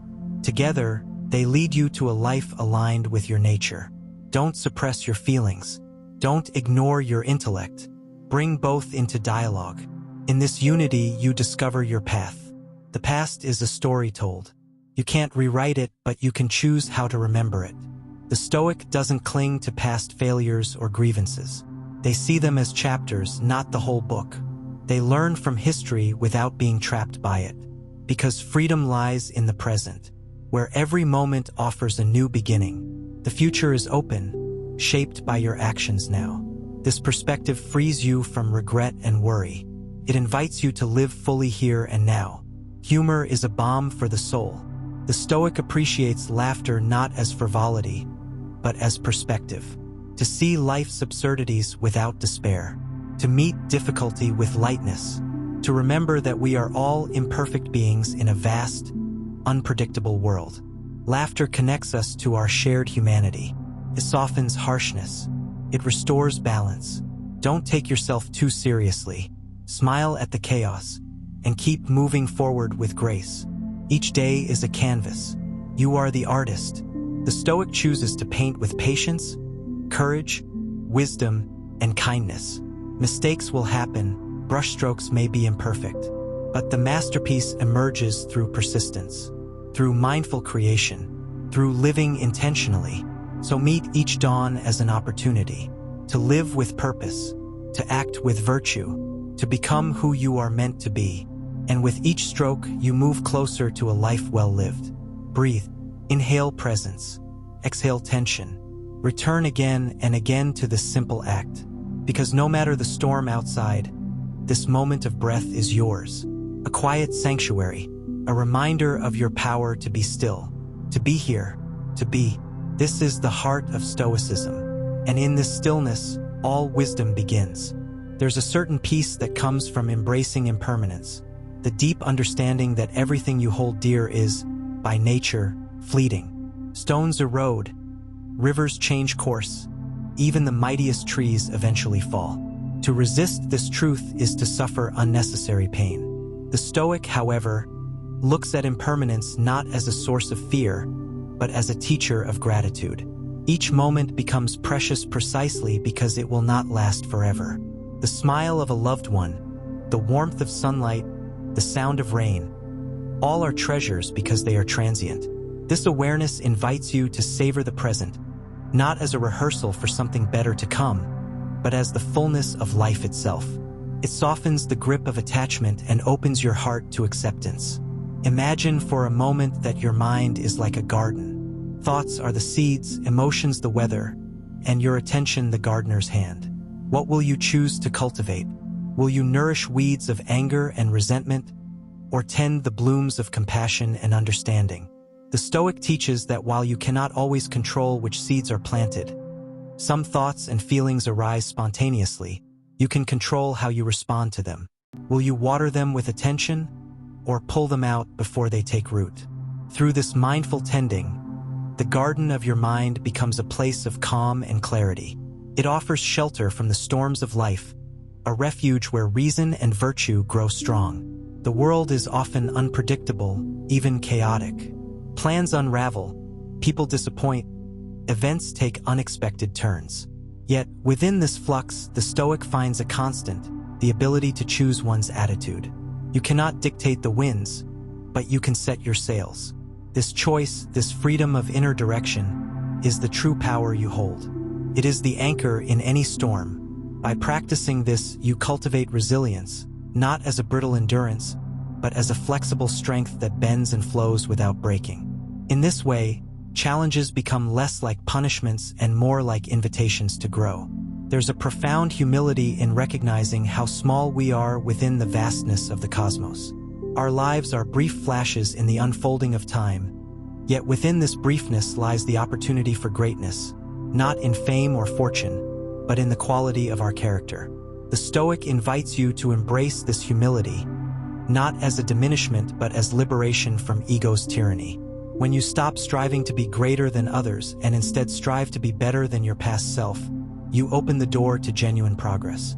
This perspective frees you from the exhausting race for external validation and grounds you in the quiet dignity of self-improvement. Consider the idea of control again, not just what is in your power, but what you willingly let influence you. Many people hand over their peace to opinions, rumors, or the fleeting moods of those around them. The Stoic holds this as an act of surrender too. Instead, they cultivate an inner fortress where judgments and emotions can be observed, questioned, and if necessary, redirected. This internal sovereignty means that external chaos need not become internal turmoil. You decide what enters your mind, what stays, and what you release. This mastery over attention shapes the quality of your entire experience.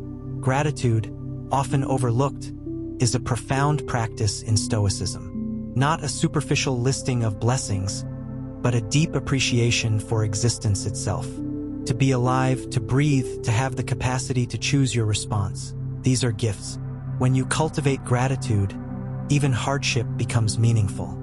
It shifts your gaze from what is lacking to what is present. It quiets the restless mind and fills the heart with contentment. Gratitude is a lens that transforms ordinary moments into extraordinary ones. Patience is not mere waiting. It is a form of strength. It means standing firm without frustration, enduring difficulty without bitterness. The Stoic sees patience as an active virtue, a conscious decision to accept the timing of events beyond one's control. It is the steady flame that keeps burning when the winds howl. Practicing patience deepens your trust in life's unfolding and reduces the suffering caused by resistance. You learn to move with time rather than against it. Judgment clouds perception. When you label people or situations as good or bad, right or wrong, you often limit your understanding. The Stoic teaches to observe without immediate judgment. See things as they are, not as you wish them to be. This clear vision reduces conflict and brings peace. By suspending quick conclusions, you open space for empathy and wisdom. You allow reality to show itself in full complexity, rather than through the narrow lens of bias. True courage is quiet. It does not boast or demand recognition. It is the willingness to face what must be faced, to act rightly even when afraid or uncertain. The Stoic admires this courage, a steadfastness rooted in principle, not impulse. This courage sustains you in moments when giving up seems easier. It is the inner strength that fuels perseverance and integrity. You are part of a larger whole. Each person, each action, is a thread woven into the fabric of existence. The Stoic acknowledges this interconnectedness and acts accordingly. They recognize that what harms others harms themselves, and what benefits others benefits the whole. This perspective encourages responsibility, kindness, and justice. It invites you to live with awareness of your place in the web of life. By doing so, you find meaning beyond yourself. Suffering is inevitable, but misery is optional. Pain may visit the body or mind, but how you meet it shapes your experience. The Stoic teaches that suffering can be a teacher, a path to growth. By facing pain with courage and understanding, you transform it from enemy to ally. This does not mean denying suffering, but embracing it with dignity. It means choosing not to add layers of despair or resentment. Instead, you respond with reasoned acceptance and hope. Control your desires before they control you. The Stoic warns against chasing pleasures that enslave rather than liberate. Excess and indulgence often lead to dependence, disappointment, and distraction from what truly matters. By moderating desires, you free yourself from their grip. This discipline creates space for deeper joys rooted in virtue and meaning. You cultivate satisfaction that does not fade, anchored in the steady foundation of self-mastery. The mind is like a sculptor shaping clay. With every thought, you form the shape of your character. The Stoic practices mindful thought, choosing carefully what to nurture. Negative thoughts, like anger or jealousy, deform the soul. Positive thoughts, like compassion and wisdom, refine it. Through daily effort, you sculpt a life of beauty and strength. Your inner work is the masterpiece. Look upon obstacles as opportunities. When plans are blocked, when difficulties arise, the Stoic sees not defeat but chance. Chance to practice patience, to cultivate creativity, to demonstrate resilience. Obstacles are the raw material of growth. They strip away complacency and push you toward your potential. Embracing obstacles turns hardship into progress, transforms suffering into strength. Simplicity in speech is a virtue. The Stoic values clear, honest communication. Avoiding gossip, exaggeration, and empty words preserves integrity. Speak with purpose, with kindness, with truth. Words shape relationships and self-perception. Choose them as carefully as you choose actions. Death is not to be feared. It is a natural part of life's cycle. The Stoic contemplates mortality not with dread, but with acceptance. This awareness encourages living fully and authentically. It reminds you to value time and to act with purpose. By making peace with death, you liberate yourself from anxiety and grasping. You learn to treasure life, moment by moment. Virtue is its own reward. The Stoic lives by principles, not for applause or reward. Right action is fulfilling in itself. This internal motivation is steady and reliable, unlike fleeting external praise. By aligning with virtue, you build a life of dignity and honor. You rest in the knowledge that you have acted well, regardless of outcome. Practice silence. In the quiet, you hear your true self. The Stoic values moments of stillness to reflect and reset. Silence calms the mind, deepens insight, and strengthens will. Amidst noise and distraction, silence is a refuge. Seek it often. Expect change. Nothing stays the same. By anticipating change, you prepare yourself mentally and emotionally. You become adaptable. This reduces suffering when the inevitable happens.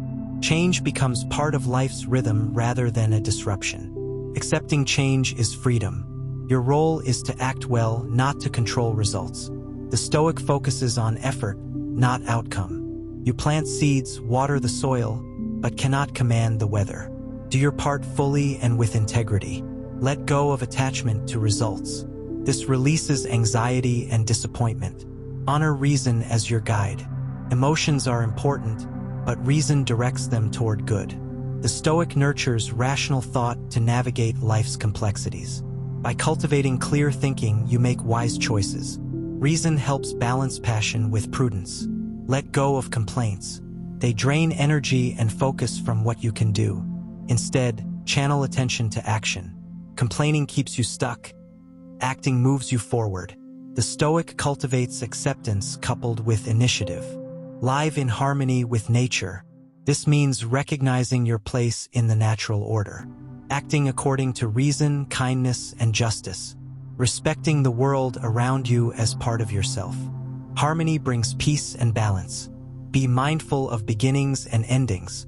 Each day is a new chance. Each action a fresh start. Each moment an opportunity to reset. Recognize endings as natural transitions, not failures. This mindset fosters hope and renewal. Remember, happiness comes from within, not from possessions, achievements, or external approval. Happiness is a state of mind cultivated by virtue, reason, and acceptance. Seek it inside, and it will endure despite circumstances. In all things, seek moderation. Excess leads to imbalance and suffering. Temperance in desires, speech, and action creates steadiness. This steadiness is the foundation of tranquility. Finally, remember, you are the architect of your soul. Every choice shapes who you are. Live intentionally, live virtuously, live with courage and wisdom. This is the Stoic way. There is a quiet power in embracing what the Stoics call amor fati, the love of fate. This isn't merely resigning yourself to what happens, but deeply welcoming life's twists and turns as necessary parts of your journey. When you meet every moment, every challenge, every joy and sorrow, with acceptance and even gratitude, you transform your experience. You cease resisting the river's current and instead learn to swim with it, finding strength in surrender. This mindset shifts your relationship with difficulty. Instead of seeing hardship as punishment or misfortune, you begin to see it as the very texture of life, the means through which growth and understanding arise. The Stoic soul delights in this harmony with the world's unfolding, recognizing that everything that comes your way has a role in your formation. Consider the way you perceive others. The Stoics remind us that everyone acts according to what they believe to be good.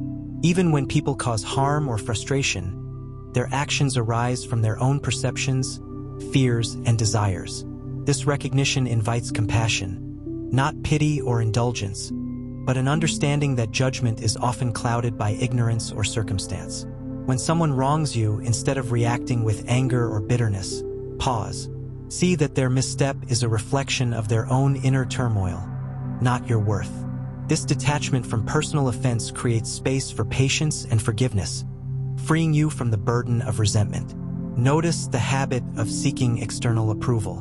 In modern life, it's easy to become captive to likes, comments, titles, or applause.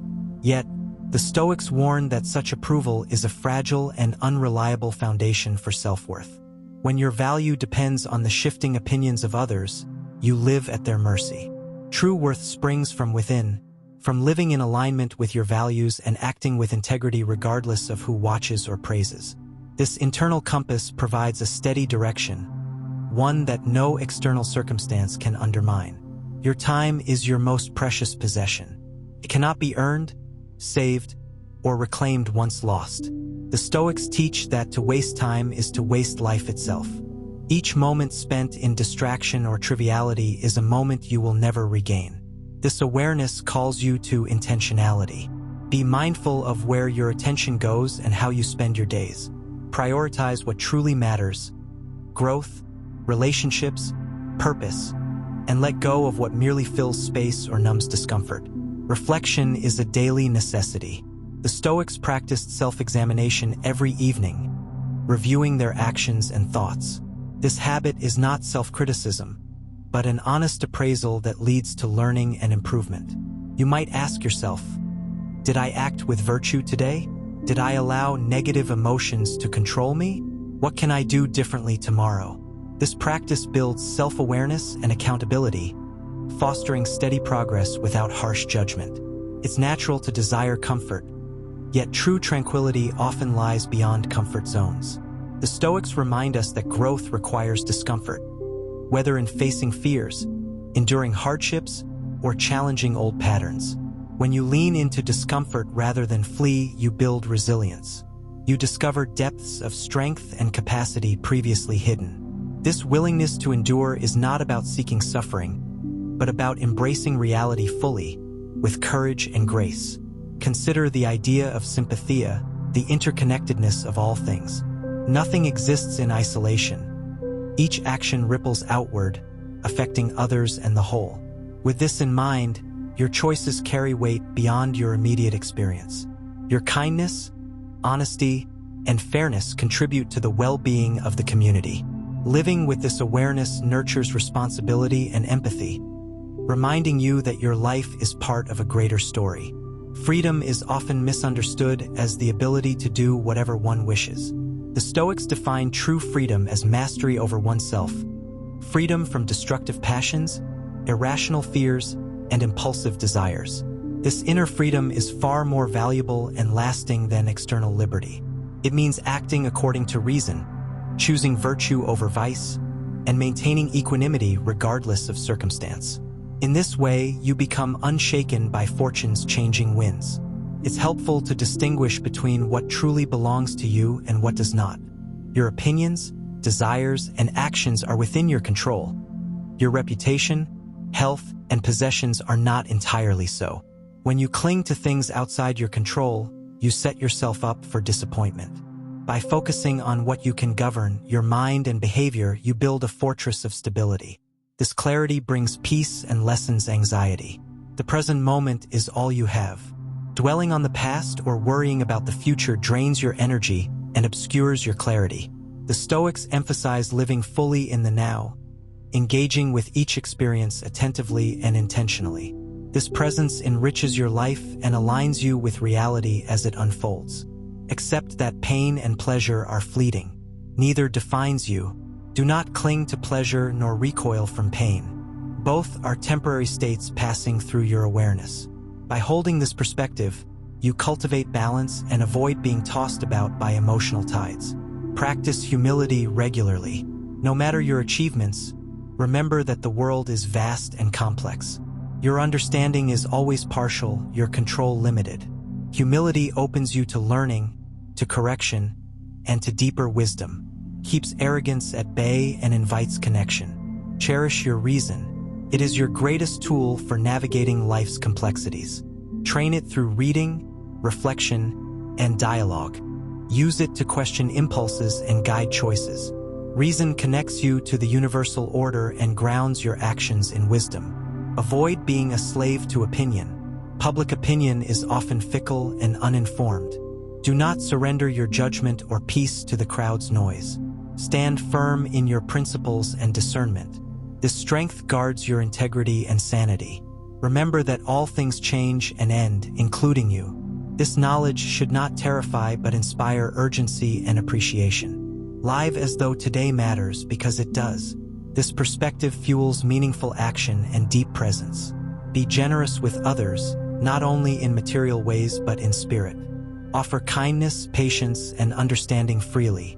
Generosity strengthens bonds and reflects the Stoic ideal of community. It enriches both giver and receiver. Recognize that anger is often a choice. It usually arises from thwarted desires or judgments about what should be. By examining these impulses, you can let anger pass without acting on it. This control preserves peace and relationships. Practice detachment from outcomes. Your responsibility is in your effort, not in the result. Results depend on many factors beyond your influence. This detachment lessens frustration and promotes equanimity. When facing criticism, listen carefully. Consider whether it holds truth. If it does, use it to improve. If not, let it go without offense. This openness leads to growth and resilience. Embrace self-sufficiency. While relationships and community matter, cultivate an inner source of strength and contentment. This does not mean isolation, but rather a solid core that is not shaken by external conditions. Self-sufficiency fosters freedom and confidence. Avoid procrastination. Time lost is never regained. Act with purpose and discipline. This creates momentum and reduces regret. The Stoic values action aligned with reason, not delay born of fear or laziness. See beauty in the ordinary. The world is filled with wonders if you choose to notice. A simple breath, a bird song, a kind smile. Gratitude for these small things nourishes joy and presence. Recognize the power of habit. Your daily routines shape your character. Create habits that reflect your values: honesty, courage, temperance. Over time, these habits become the foundation of your life. Practice forgiveness, both of others and yourself. Holding on to grudges poisons your peace. Forgiveness releases the past and opens space for healing. It is a gift you give yourself more than anyone else. Keep your desires in check. Chasing endless wants leads to dissatisfaction. Learn to be content with enough. Contentment is a cornerstone of tranquility. Value friendship. True friends support your growth and hold you accountable. They provide companionship in life's journey. Nurture these bonds with care and honesty. Accept that you will err. Mistakes are part of learning. Own them, learn, and move forward without shame. This resilience builds wisdom and humility. Avoid envy. Poisons your joy and clouds your vision. Focus on your path and progress. Celebrate others without comparison. Remember, happiness is found not in things but in the way you perceive and respond. This internal locus of control empowers you regardless of circumstance. Seek balance between action and reflection. Act when it is time to act. Pause when it is time to reflect. This harmony leads to wise and effective living. Be present with your emotions, but do not be ruled by them. Observe feelings as they arise, understanding their impermanent nature. Respond with reason rather than reaction. Practice courage in everyday decisions. Small acts of bravery build inner strength. Face discomfort and uncertainty with steady resolve. Finally, live each day as a whole life.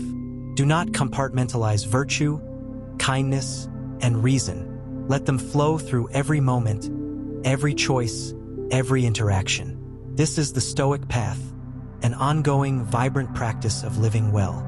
There is a profound freedom that arises when you let go of the desire to control how others see you. The Stoics teach that your reputation is not truly yours to command.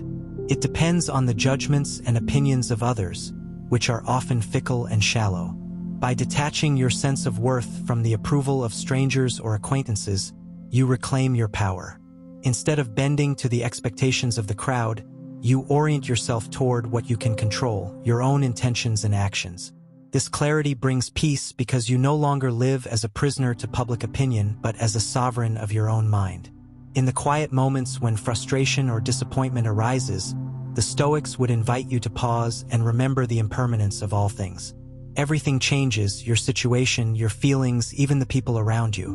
This truth is not meant to instill despair, but to soften the grip of attachment.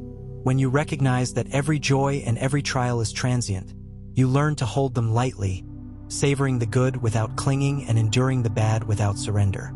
This balance nurtures resilience and equanimity. Your mind often races toward the future, imagining what might go wrong or right. Stoicism teaches you to tether yourself to the present moment, where life actually unfolds. The future is a realm of uncertainty and speculation, neither fully yours nor completely knowable. When you focus on what you can do now, what choices, what thoughts, what actions, you cultivate effectiveness and reduce anxiety. The present is a gift, the only place where effort can be made and virtue practiced. Let your attention settle here. Facing obstacles becomes an opportunity to exercise your character rather than a source of bitterness. Each challenge is like a weightlifting session for your soul, difficult but strengthening. Instead of complaining about hardship, Stoicism encourages you to greet it as a necessary condition for growth. By embracing difficulty, you grow in patience, courage, and wisdom. These are not abstract ideals but lived realities shaped through your responses to the trials you encounter. This perspective transforms suffering from something to escape into something to engage with. Consider how you speak to yourself in moments of failure or weakness. The inner dialogue can be harsh and unforgiving or gentle and instructive. The Stoics urge a compassionate self-awareness, not indulgent, but kind enough to acknowledge mistakes without shame or avoidance. This balanced approach allows you to learn and improve without being crippled by guilt. Growth is a process, and your relationship with yourself sets the tone. When anger surfaces, it's often a signal that your expectations have been violated or your sense of justice wounded. Instead of allowing anger to spiral and consume, the Stoics recommend stepping back and questioning. Is this feeling helpful? Does it reflect what is truly within my control? Often, anger arises from wanting things to be different than they are. Recognizing this disconnect opens a space to choose a different response, one rooted in acceptance and reason. Through this practice, you preserve your peace and maintain clarity. The Stoic ideal is not to suppress emotions, but to understand their source and manage their expression wisely. Emotions are natural and provide information, but unexamined, they can lead to impulsive actions. By cultivating mindfulness of your feelings, you create a pause, a moment where you can decide how best to respond. This cultivated awareness is like an inner lighthouse, guiding you through emotional storms.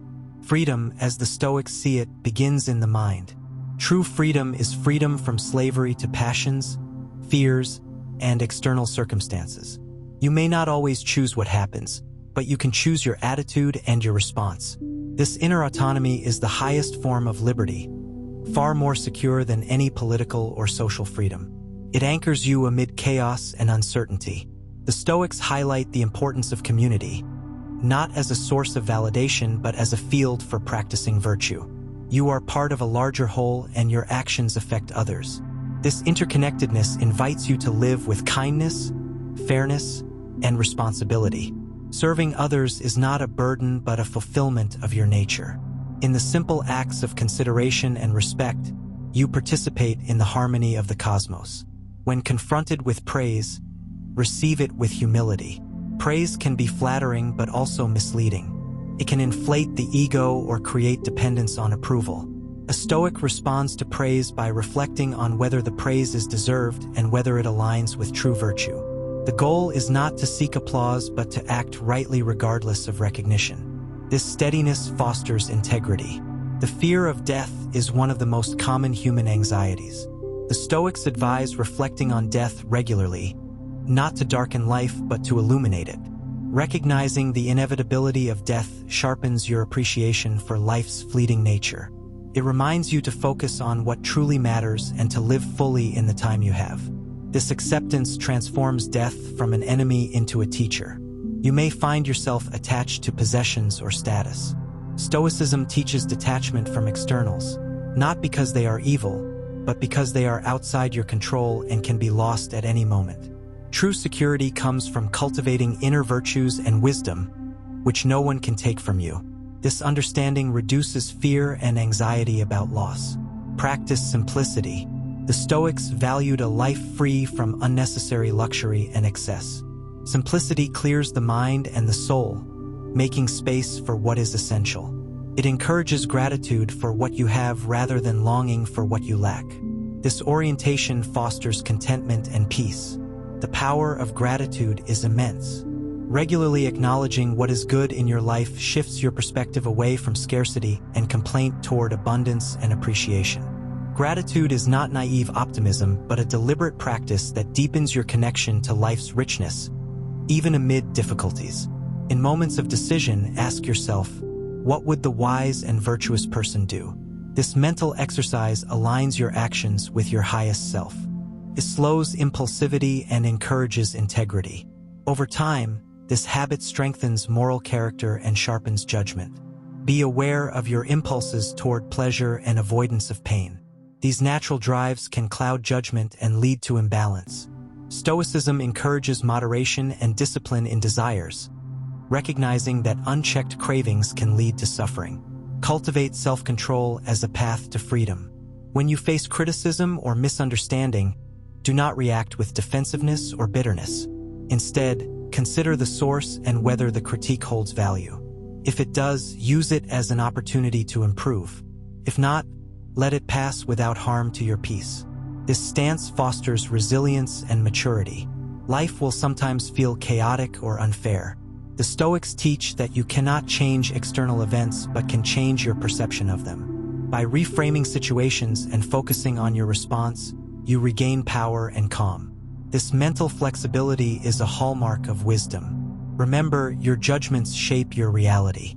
Two people can experience the same event but interpret it very differently. By examining your beliefs about what is happening, you can transform distress into acceptance, frustration into opportunity. This awareness is liberating. Avoid wasting energy on things beyond your influence, politics, rumors, or other people's choices. Instead, focus your effort on your own growth, your relationships, and your daily conduct. This focus leads to effectiveness and serenity. Keep in mind that greatness lies not in fame or wealth, but in living according to virtue, justice, courage, temperance, and wisdom. These qualities create a life well lived and a legacy that transcends circumstance. When you feel overwhelmed, return to your breath.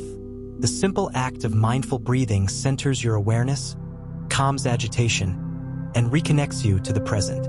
This practice grounds you amidst turmoil. Cherish your ability to reason and reflect. These faculties are gifts that allow you to rise above instinct and habit. Nurture them through reading, dialogue, and contemplation. Let go of the need for constant stimulation or distraction. Silence and solitude are not emptiness but spaces where insight and peace grow. Embrace moments of quiet to reconnect with yourself. Act with purpose rather than habit. Too often, life becomes a series of automatic responses. The Stoic encourages waking up to each moment, making conscious choices aligned with your values. Practice kindness without expectation.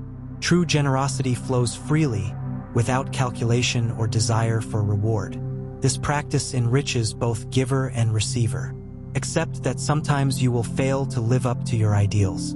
This is part of being human. What matters is your commitment to return, learn, and strive again. Remember that your life is a story unfolding moment by moment. You are both author and actor. Choose your narrative with intention and courage. Find joy in doing what is right, not in external achievements or outcomes. This inner delight is steady and unshakable. Lastly, recognize that Stoicism is not about perfection but progress. An ongoing journey of becoming more resilient, wise, and compassionate. Each day offers a new opportunity to practice, to grow, to live fully. In this way, the philosophy becomes not just a set of ideas but a living, breathing way of being. There is a quiet strength in embracing the limits of what you can know. Often, we act as if we must have certainty about everything before moving forward, certainty about outcomes, about others' intentions, about the path ahead. The Stoics invite you to accept that uncertainty is part of life's fabric.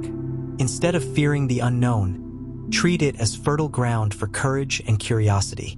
When you relinquish the illusion of complete control or knowledge, you open yourself to respond with flexibility and wisdom. This acceptance nurtures a calm readiness rather than restless anxiety. Notice how often the mind clings to stories that make you feel either victim or hero. These narratives, while compelling, can distort your experience and cloud your judgment. Stoicism encourages you to step back from these dramatic tales and see events as they are, simple facts, without exaggeration or blame. This practice of seeing clearly frees you from unnecessary suffering created by your own mental fabrications. It allows you to act from clarity rather than from emotional turmoil. When difficulties arise, consider the opportunity to practice patience. Patience is not passive waiting but active endurance, a willingness to bear discomfort without surrendering your composure or values. In a world that often demands instant gratification and quick fixes, cultivating patience is an act of rebellion and wisdom. It builds your inner reservoir of strength, allowing you to meet life's inevitable challenges without breaking. There is also a profound lesson in humility. Humility is not about devaluing yourself but about recognizing your place in the vast order of things. It's an acknowledgement that your knowledge, power, and lifespan are limited. This awareness encourages openness to learning, to correction, and to the views of others. Humility softens arrogance and defensiveness, replacing them with receptivity and growth. The Stoics remind you that every moment offers a chance to practice virtue. Even the smallest actions, how you speak to someone, how you handle frustration, how you show kindness, contribute to the quality of your character. There is no act too minor to be meaningful. This perspective shifts your attention from grand achievements to daily habits, making the pursuit of excellence accessible and continuous. In moments of sorrow or loss, the temptation is often to withdraw or become bitter. Stoicism offers a different path, one of acceptance and purposeful grief. To mourn without becoming overwhelmed is to honor what was lost while continuing to live fully. This balance is delicate but vital. It requires presence with your pain and the willingness to let it move through you without defining you. The idea of living according to nature appears often in Stoic thought. This means aligning your life with reason, with the reality of your human condition, and with the larger world around you. Living according to nature is not surrendering to fate passively but acting with integrity and awareness within the circumstances given. It calls you to accept the natural flow of life cycles, including growth, decay, and renewal. When anger or frustration threaten to take hold, remind yourself that these emotions often arise from unmet expectations.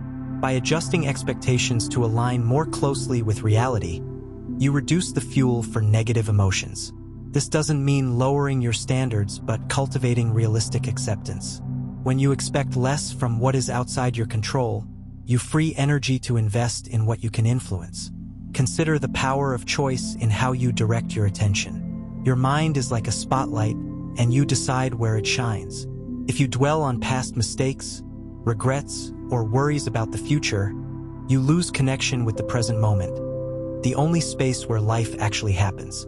Choosing to focus on what you can do now, or appreciating the small joys around you, shifts your experience from anxiety to engagement. The Stoics valued reason as a guide but recognized that reason without empathy can be cold. True wisdom balances logic with compassion. Being reasonable doesn't mean being harsh or detached from others' feelings. It means understanding situations deeply, including emotional dimensions, and responding in a way that serves both truth and kindness. There is also an emphasis on self-sufficiency, not as isolation but as inner resilience. You cultivate a sanctuary within, a place where external upheavals cannot unsettle you completely. This does not mean shutting out relationships or the world, but developing a steadiness that carries you through them. Such resilience allows you to act with calm confidence, regardless of circumstance. Stoicism teaches that happiness is not found in fleeting pleasures but in living a life consistent with your highest values. This form of happiness is stable because it depends on what you can control, your virtues, your choices, rather than on external goods or events that are uncertain and impermanent. The more you anchor your well-being in your own character, the less vulnerable you become to life's ups and downs. When faced with injustice or unfairness, the Stoic approach is to respond with integrity rather than anger or revenge. By maintaining your own virtue, you refuse to be corrupted by the wrongs of others. This does not mean passivity but acting wisely, according to reason and justice, without allowing the offense to disturb your inner peace. Reflect on the interconnectedness of all things. You are part of a vast network of causes and effects, influences and actions. This understanding fosters humility and responsibility. Your choices ripple beyond yourself, affecting others in ways both seen and unseen. Acting with awareness of this interconnectedness invites you to live thoughtfully and with care. There is a practice of premeditatio malorum, or premeditation of evils. This means gently contemplating potential difficulties or losses before they happen. This practice is not morbid but preparatory. It softens the shock when troubles come and makes your mind more adaptable. By mentally rehearsing hardship, you develop courage and composure. Gratitude is another quiet but powerful discipline. The Stoics encourage regularly recognizing the good, your health, your abilities, the kindness of others. Gratitude balances your perspective and guards against entitlement or bitterness. It cultivates joy not dependent on external circumstances but rooted in appreciation. The cultivation of silence is also essential. In a noisy world, silence becomes a refuge for reflection and renewal. It allows you to hear your own thoughts clearly and to distinguish what truly matters. Silence is the soil in which wisdom grows. Remember that your true wealth lies not in material things but in the richness of your mind and soul.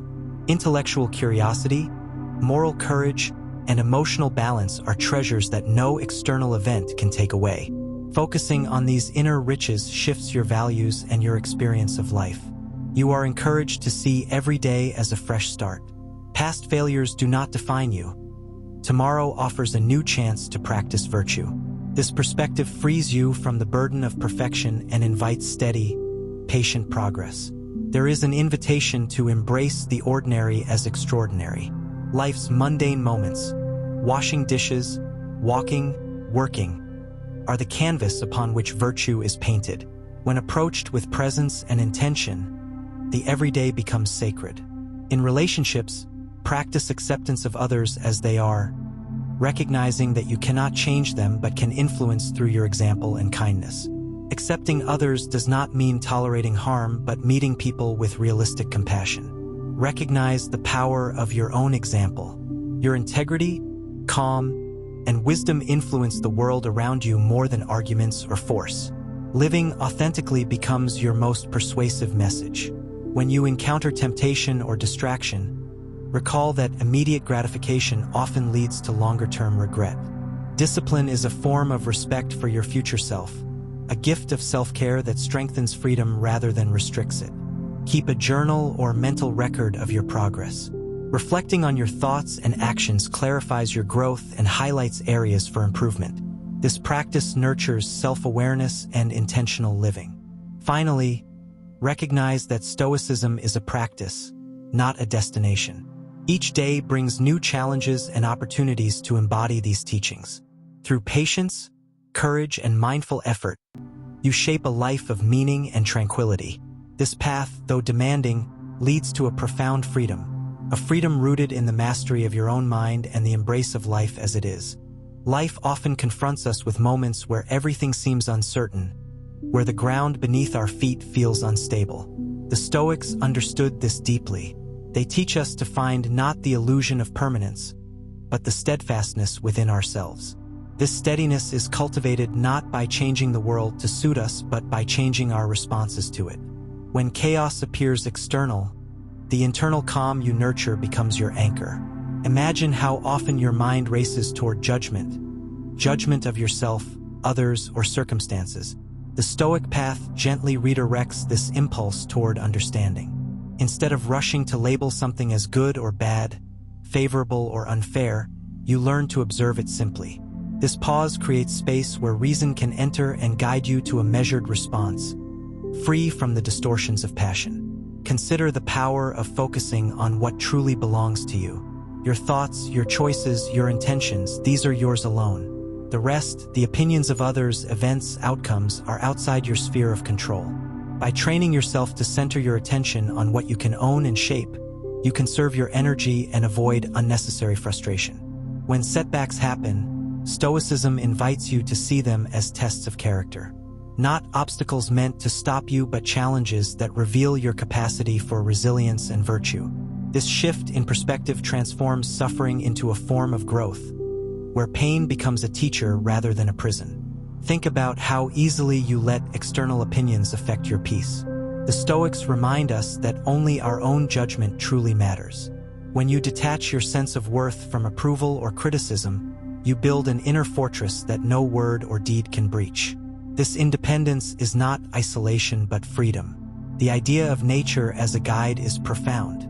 It suggests living in harmony with the rhythms of life, accepting change, aging, and loss as natural processes. Fighting these realities only leads to resistance and suffering. Acceptance, however, opens the way to serenity and deeper appreciation for the time you have. Reflect on the role of desire. Stoicism teaches moderation in wanting, not by extinguishing desire altogether, but by aligning it with what is attainable and good. Excessive craving leads to disappointment. Measured desire fosters contentment. This balance allows you to pursue goals with enthusiasm yet without being enslaved by outcomes. When anger arises, the Stoics advise you to examine its roots carefully. Often, anger is a reaction to perceived injustice or frustration, but it clouds judgment and often causes more harm than good. By cultivating understanding and patience, you defuse anger's power and maintain your clarity. Every interaction with others is an opportunity to practice kindness, patience, and forgiveness. Even when others act unfairly or hurtfully, responding with grace preserves your peace and often softens their resistance. You cannot control their actions, but you can control your response. Silence and solitude are not escapes but necessary conditions for self-reflection and renewal. In moments alone, away from distractions, you come to know yourself more deeply. This self-knowledge is the foundation for living with intention and integrity. There is wisdom in preparing mentally for challenges before they arrive.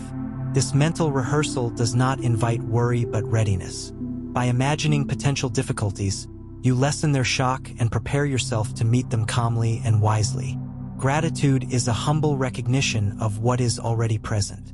It shifts your focus from scarcity to abundance and opens your heart to joy in the simple and the everyday. Practicing gratitude regularly deepens your experience of life's richness. Humility invites you to acknowledge your limits and to see yourself as part of a larger whole. This perspective fosters openness to learning and softens pride. Connects you to others with compassion rather than competition. In moments of temptation or distraction, remind yourself that true freedom lies in self-mastery. Choosing long-term well-being over short-term pleasure is a form of respect for yourself and your future. The Stoics teach that your character is your true wealth. External possessions can be lost, but integrity, wisdom, and courage endure. Invest your effort in cultivating these qualities daily. When you face uncertainty, focus not on fearing what might happen, but on your ability to navigate whatever comes with equanimity. Your response is your power, even when circumstances are beyond control. Practice seeing events objectively, stripping away your judgments and biases. This clarity reveals what is within your power to change and what must be accepted. Remember that life's difficulties are not punishments but opportunities to develop strength and virtue. This mindset transforms hardship from a burden into a chance for meaningful growth. Your time is precious and limited. The Stoics urge you to live intentionally, valuing each moment as an opportunity to practice virtue and live authentically. When confronted with loss, allow yourself to grieve but do not become defined by it. Life moves forward, and so must you, carrying what you have learned and loved in your heart. Accept that the opinions of others are reflections of their own perspectives and not definitive truths about you. This awareness frees you from seeking constant approval. Every action you take can be an expression of your values. Let your deeds align with your highest principles, and you will live with coherence and peace. The world is in constant flux. Resistance to change breeds suffering. Acceptance brings peace. Courage is not the absence of fear, but the decision to act rightly despite fear. Each courageous act strengthens your inner resolve. Let your mind be like a calm lake, reflecting clearly without distortion. When emotions stir, allow them to settle without reacting impulsively. Practice kindness even when it is difficult, for it strengthens your spirit and builds bridges where walls might have stood. Trust that your effort matters more than results. You cannot always control outcomes, but you can control your dedication and integrity. Live simply, focusing on what truly matters, rather than chasing endless desires. When faced with criticism, consider whether it holds truth. So learn from it. If not, let it pass without disturbance. Do not postpone living until conditions are perfect. Begin now with what you have and who you are. In moments of doubt, return to reason and your guiding principles. They are your compass in uncertainty. Accept yourself with all your imperfections, while continuously striving to improve. Know that peace comes not from external circumstances, but from mastering your inner world. Each day is a new chance to practice these teachings, to deepen your understanding and embody wisdom. There is a quiet power in choosing how you greet each morning. Before the noise of the day arrives, take a moment to center yourself, to set an intention that aligns with your values. The Stoics remind us that the dawn is not just the start of another day, but a fresh canvas upon which you can paint your actions with purpose and mindfulness. This practice transforms routine into ritual, grounding you in calm strength. Life's unpredictability often tempts us to cling tightly to comfort and certainty. Yet, true freedom comes from embracing uncertainty as a natural rhythm. When you loosen your grip on what you cannot control, you create space for creativity and resilience to emerge. This is not passive resignation, but an active engagement with reality as it is, fluid, unfolding, and beyond our complete command. The notion of preferred indifference in Stoicism teaches a subtlety often overlooked. Some things are neither inherently good nor bad, but are preferred because they support a flourishing life. Health, wealth, reputation. These can enhance your experience, but your peace should not depend on them. By placing your well-being beyond their sway, you remain unshaken when they falter. Consider how often your mind wanders to what-if scenarios, spinning worries about the future or regrets about the past. The Stoic path encourages anchoring yourself firmly in the present moment, the only time that truly exists. By cultivating awareness of the here and now, you free yourself from unnecessary suffering and open to genuine engagement with life as it unfolds. When encountering others' faults or missteps, you might feel irritation or judgment. Reflect instead on the shared human condition, the universal struggle with imperfection. This awareness fosters compassion and patience, softening the sharp edges of frustration. After all, each person carries their own burdens and limitations. The practice of premeditatio malorum, or premeditation of evils, is a mental exercise that prepares you to face hardship with equanimity. By envisioning potential difficulties, not to invite fear but to build readiness, You shield yourself from being overwhelmed when challenges arise. This practice strengthens your inner fortress and reminds you that adversity is a natural part of life. Your perceptions color the world you live in. When you change the way you interpret events, you change your experience of them. If you choose to see difficulties as opportunities for growth rather than punishments, your attitude shifts, and with it, your emotional landscape. Time itself is a precious resource, flowing steadily forward, never to return. The Stoics urge you to treat it with reverence. To waste time on trivial worries or petty conflicts is to deny the gift of life. Instead, focus on meaningful actions that reflect your values and bring you closer to the person you aspire to be. Remember that emotions, while natural, need not control you. They are signals to be noticed and understood, but not commands to be obeyed blindly. Cultivate the capacity to observe your feelings with detachment, like a calm observer watching a passing cloud. Freedom lies not in external circumstances, but in the mastery of your inner life. When you cultivate reason and virtue, you become invulnerable to fortune's whims. This freedom is your true estate, impervious to loss or gain. Practice gratitude daily, not as a fleeting thought, but as a deep appreciation for the interconnectedness of life. This practice nurtures humility and joy, reminding you that even the smallest things, breath, sunlight, a kind word, are gifts to be cherished. In moments of conflict, pause before reacting. Let your response arise from wisdom, not impulse. This pause is a powerful tool, allowing you to choose harmony over discord, understanding over anger. Simplicity is a strength, not a limitation. By shedding excess desires and distractions, you clarify your purpose and deepen your contentment. The Stoics teach that a life aligned with nature is one uncluttered by unnecessary wants. The idea of cosmopolitanism, the sense that you are a citizen of the world, invites you to see beyond narrow self-interest. This perspective encourages acting for the common good and recognizing the shared dignity of all people. When you stumble or fall, do not despair. Use failure as a mirror that reflects areas for growth. The Stoic path is one of continual improvement, where each misstep is a lesson and each effort an advancement. Mindfulness of death, memento mori, is not meant to frighten but to awaken. By remembering that life is finite, you heighten your appreciation for each moment and prioritize what truly matters. Let your mind be steady like a rock amidst the waves. Challenges will come and go, but your calm presence can remain unshaken. The practice of forgiveness is an act of liberation. Holding onto resentment binds you to the past. Forgiving frees your spirit and allows you to move forward unburdened. When you set goals, root them in virtue rather than external success. Strive to be kind, wise, just, and courageous. These aims endure beyond circumstances and define your character. Accepting impermanence, the constant flow of change, frees you from clinging to what cannot last. This acceptance is not passive but a deep wisdom that opens you to life's unfolding. The balance of action and acceptance is delicate. Do what is within your power with diligence, and accept what lies beyond with grace. Your reputation is a shadow of your character. Focus on being good rather than being seen as good. Detach yourself from the noise of public opinion. Inner conviction is a stronger foundation than external applause. Practice self-discipline as a form of self-respect.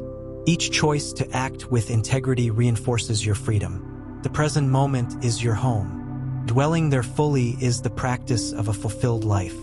Recognize that external events do not harm you unless you allow your judgment to be disturbed. This insight is a key to emotional resilience. Compassion for yourself and others creates a gentle strength that sustains you through hardship. Embrace challenges as teachers rather than enemies. Each difficulty holds a lesson for those willing to learn. Cultivate a quiet confidence grounded in knowing that your worth is intrinsic, not contingent on circumstance. Practice seeing beyond immediate appearances to the deeper nature of things. This clarity nurtures wisdom. In all things, seek balance between thought and feeling, action and rest, ambition and contentment. Your inner dialogue shapes your reality. Speak to yourself with kindness and reason. Let go of the need to control outcomes. Focus instead on your intentions and efforts. See obstacles not as blockades but as pathways to greater strength. The Stoic life is a continual practice, a gentle, steady cultivation of virtue and peace. Each moment offers a chance to begin anew. There is a subtle freedom in learning to embrace the unexpected without resistance. When life diverges from your plans or desires, notice how natural it is to recoil, to wish things were otherwise. Yet, the Stoics teach us to greet these moments as invitations to grow, not as misfortunes but as the universe's way of calling forth our resilience and grace. Imagine your mind as a garden. What you cultivate within it, thoughts, attitudes, beliefs, will shape the landscape of your inner world. Tending this garden requires vigilance and patience. Negative weeds, like resentment, envy, and impatience, can take root if unattended. But with daily care, nurturing seeds of wisdom, kindness, and courage, your garden flourishes. This metaphor invites a gentle awareness. Your mental environment is yours to shape, one moment at a time. When confronted with criticism or misunderstanding, there is a choice. You can let external judgments wound you, or you can hold fast to your inner integrity. What others say reflects their own perspectives, often clouded by their struggles and biases. Your task is to remain true to your principles, unaffected by the shifting tides of opinion. The Stoics remind us that pain is inevitable, but suffering is optional. Pain touches the body and the mind, but suffering arises when we resist or deny what is. By accepting pain as a natural part of existence, you diminish its power to disrupt your peace. This acceptance is not resignation, but a courageous acknowledgement of reality. Consider the difference between wanting something desperately and desiring it with calm intention. Desperation breeds anxiety. Calm desire is steady and measured. The Stoic approach teaches moderation in all things, not suppression of needs, but a wise regulation that preserves harmony within. Your daily habits, small and often unnoticed, weave the fabric of your character. Each moment presents a choice, to act with virtue or to drift into complacency. Recognizing the significance of these choices empowers you to live deliberately, crafting a life aligned with your deepest values.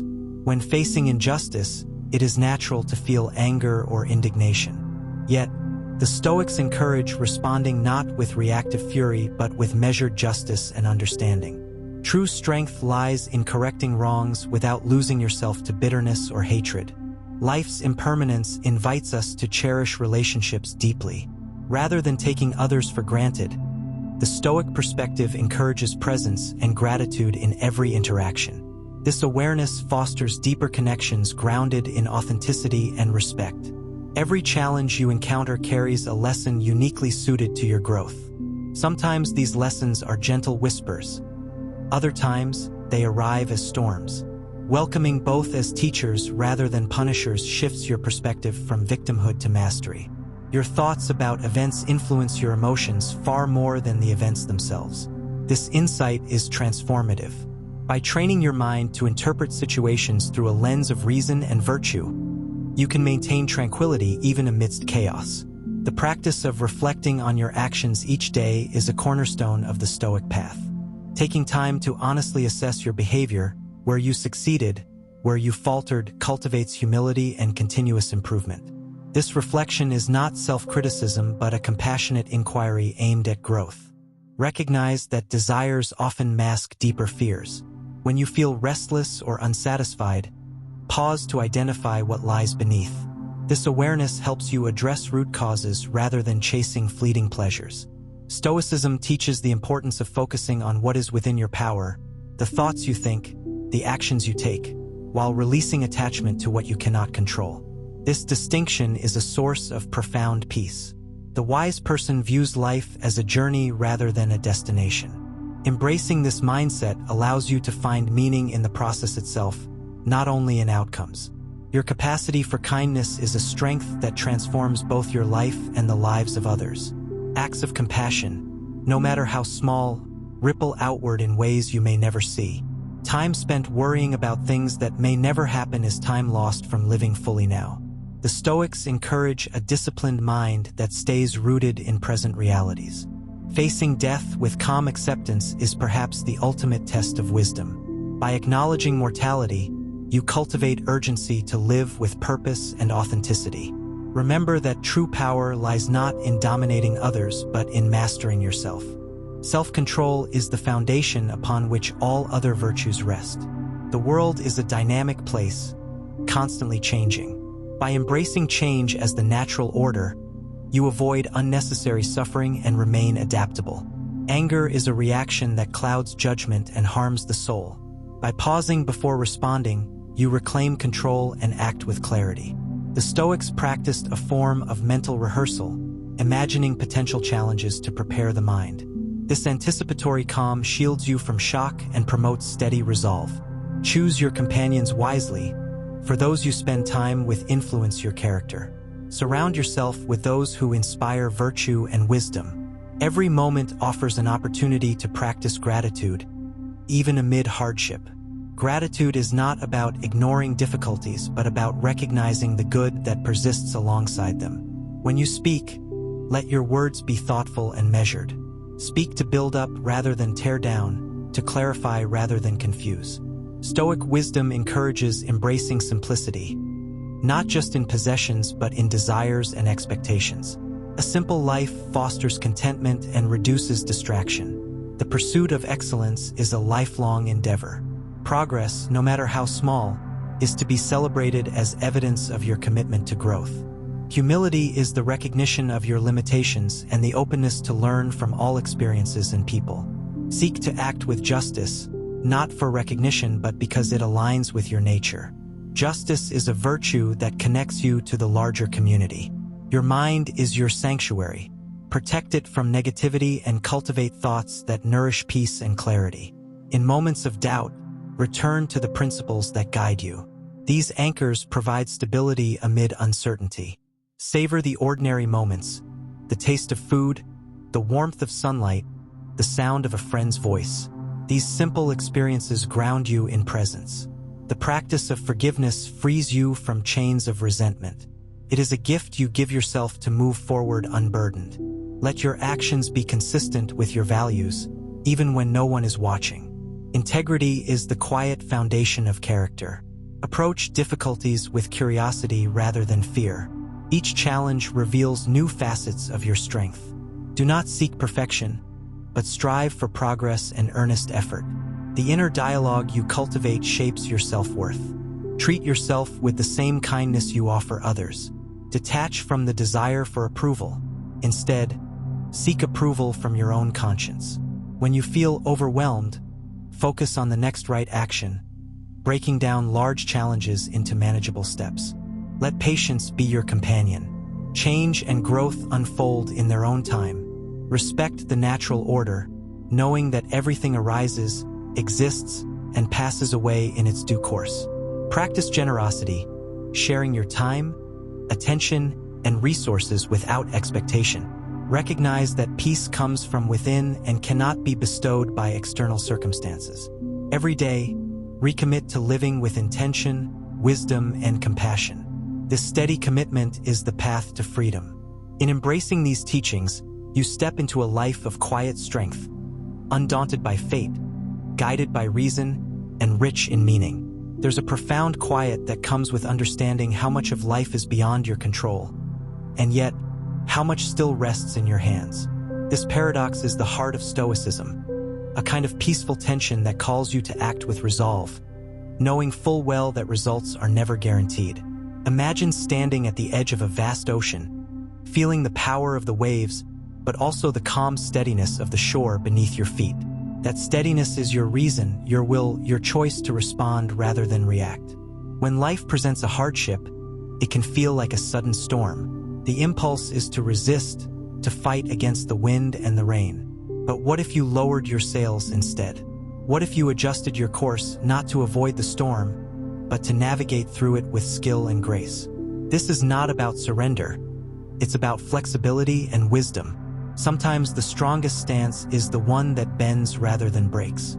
Look at the moments when frustration wells up inside you, when things don't go your way or others fail to meet your expectations. Those moments are invitations to practice humility. to remember that the world is not obligated to conform to your desires. You can choose to accept what happens without giving away your peace of mind. That choice is your power. Consider your attachments. The things you cling to, possessions, relationships, status, are often the sources of your deepest fears. What if, for a moment, you imagined your life without these anchors? This mental exercise, known as negative visualization, isn't meant to darken your spirit, but to prepare it. It trains you to appreciate what you have more fully and to face loss without being undone. Your judgments shape your experience more than the events themselves. When someone acts unjustly toward you, your mind may race to condemn or retaliate. But pause. See the injustice as an opportunity to practice forgiveness and understanding, not because others deserve it, but because you deserve to remain free from bitterness. The passage of time is relentless. Days slip through your fingers like grains of sand. Stoicism urges you to live as if each moment matters, because it does. Not in frantic busyness, but in mindful presence. When you are fully engaged with whatever you are doing, be it work, conversation, or rest, you honor the fleeting gift of time. There is a difference between wanting and needing. Our modern world blurs these lines, encouraging endless desire. The Stoic way is to distinguish between what sustains your soul and what merely distracts it. This discernment brings clarity and simplicity, freeing you from the tyranny of craving. Pain and pleasure are twins, inseparable in the dance of life. The Stoic doesn't seek to avoid pain at all costs, nor does he chase pleasure blindly. Instead, he observes both with equanimity, understanding their transient nature. By doing so, he remains centered, unshaken by the highs and lows. When you encounter someone who acts with arrogance or cruelty, it is tempting to respond in kind or to withdraw.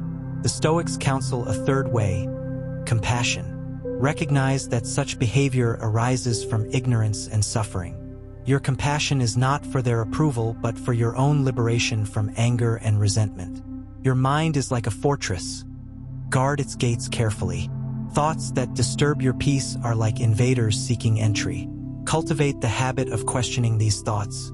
Are they true? Are they useful? Are they kind? This mental discipline builds resilience and serenity. Freedom is not the absence of constraints, but the mastery of yourself within them. You cannot control the external world, but you can always choose your attitude. This inner freedom is the foundation of true happiness. In moments of decision, do not rush. Consider your principles, the long-term consequences, and your own integrity. This deliberate pause cultivates wisdom and prevents regret. Do not waste energy resisting the inevitable. Instead, focus your strength on what you can shape: the quality of your effort, the kindness of your actions, the clarity of your thoughts. The Stoics saw the universe as an interconnected whole. Your actions affect others, just as theirs affect you. This awareness calls for a life lived in harmony with others, with justice and fairness at its core. Remember that you are a temporary custodian of your body and mind. Treat them with respect, care, and moderation, knowing that neglect harms not just you but those around you. In conversations, listen more than you speak. Listening opens the door to understanding and softens conflicts. It is a practice of humility and generosity. Challenges are not interruptions but essential parts of your path. When you face adversity, ask what virtue it calls forth in you: patience, courage, wisdom, or temperance. When anxiety or fear arise, bring your attention back to the present moment. Worries about the future often distract from the here and now, the only place where action and peace truly exist. Acknowledge your emotions without becoming them. Feel sadness, but do not drown in it. Feel anger, but do not be controlled by it. This mindful distance grants you freedom. Life is fleeting, but your character endures. Build a character that can weather storms and remain luminous in the darkest nights. Do not seek to impress the world. Seek instead to be worthy of your own respect. This inner compass guides you through uncertainty. The more you embrace simplicity, the clearer your purpose becomes. Complexity clouds judgment and burdens the soul. Know that every day offers a chance to begin anew. Past mistakes do not define you unless you allow them to. Each sunrise is a fresh page. Gratitude is a powerful antidote to dissatisfaction. Ingratitude feeds restlessness, while gratitude cultivates contentment. Control your impulses before they control you. Habitual self-restraint strengthens your autonomy. Judge yourself by the effort you put in, not by the outcome. The outcome is often beyond your power. Practice kindness, even when it is not returned. Kindness is a reflection of your own humanity, not a transaction. Cherish the quiet moments, for in stillness the soul speaks most clearly. Let go of the desire to control how others perceive you. Their views are shaped by their own experiences, not by your truth. Recognize the limits of your knowledge and be open to learning from every situation. Celebrate small victories. Progress is a journey of many steps, not a single leap. Live in accordance with nature, which means living with reason, justice, and moderation. Forgive yourself as readily as you forgive others. Self-compassion is the soil where resilience grows. When faced with injustice, act with dignity, not with rage. Your response defines your character. Trust in your capacity to endure and adapt. You have within you a well of strength. Cultivate a mind that is like a clear mirror reflecting reality as it is without distortion. Remember that peace does not come from external conditions but from the harmony within. In every interaction, seek to leave the world a little better than you found it. This path is not easy, but it is deeply rewarding. Each day lived with intention brings you closer to the wise, tranquil life you seek. And so, with each breath, choose to embody these teachings. In the quiet moments and the loud ones, in success and failure alike, be steadfast, be gentle, be wise. This is the practice that turns philosophy into life. The discipline of Stoicism invites the mind to dwell not on what is lacking, but on what is already present. It is a practice of returning again and again to the essence of things. Begin by looking at what something truly is. Strip it of its decoration, its public opinion, its imagined value. Gold is earth transformed, praise is sound, fame is a passing thought in others' minds. What matters is how you use what you have. Stoicism teaches that virtue is sufficient for happiness, not in the abstract, but in the lived moment, choosing courage over fear, justice over self-interest, moderation over indulgence, and wisdom over ignorance. These four cardinal virtues, courage, justice, temperance, wisdom, form the foundation of the Stoic life. They are not ideals to admire from a distance, but tools to wield daily. Train the mind to approach each challenge with the question, what virtue does this situation require? When someone insults you, it may be patience. When wealth tempts you, it may be moderation. When a friend is in need, it may be justice. The more quickly you identify the required virtue, the more calmly and skillfully you can respond. View each day as a training ground for your character. Life will send trials, some sharp, some subtle, and each is a chance to refine your soul. Do not pray for lighter burdens, but for stronger shoulders. Ask not for an easier life, but for a character fit for any circumstance. Detach yourself from outcomes. Your domain is action, not consequence. Do what is right and let go of what happens next. The archer releases the arrow with care, but once in flight, it belongs to the wind. So too, once you act with wisdom, the result is no longer yours to own. Practice the art of assent. Not every impression deserves your belief. An insult may feel real, but is it truly harmful? A desire may feel urgent, but is it truly necessary? Learn to pause, to challenge, to reject the unworthy thought. Your reason is a gatekeeper. Train it to admit only what serves your better nature. Fate is not your enemy. It is the natural unfolding of causes and effects. What comes to you is not foreign to the universe. It is part of the same order that shaped the stars. Resisting it only brings pain. Accept it and you can work with it. Memento mori. Remember that you must die. Not to create fear, but to sharpen your focus. Knowing that time is limited, how will you use it? Waste it on trivial complaints, or spend it building the character that outlives your days? Every person you meet is engaged in their own struggle. Even those who wrong you are acting from confusion or pain. Respond not with vengeance, but with clarity. Show them what it means to live with reason. Keep your inner citadel strong. Others may mock, cheat, or abandon you, but if you guard your thoughts and your values, they cannot injure what matters.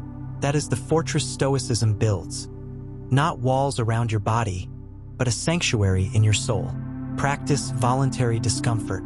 Sleep on the floor. Eat a meager meal. Wear simple clothes. These exercises remind you that happiness does not depend on luxury. By confronting mild hardship, you become less fearful of greater ones. Grief may visit, but do not let it take residence. When loss comes, feel it fully, but recognize that it too is part of nature.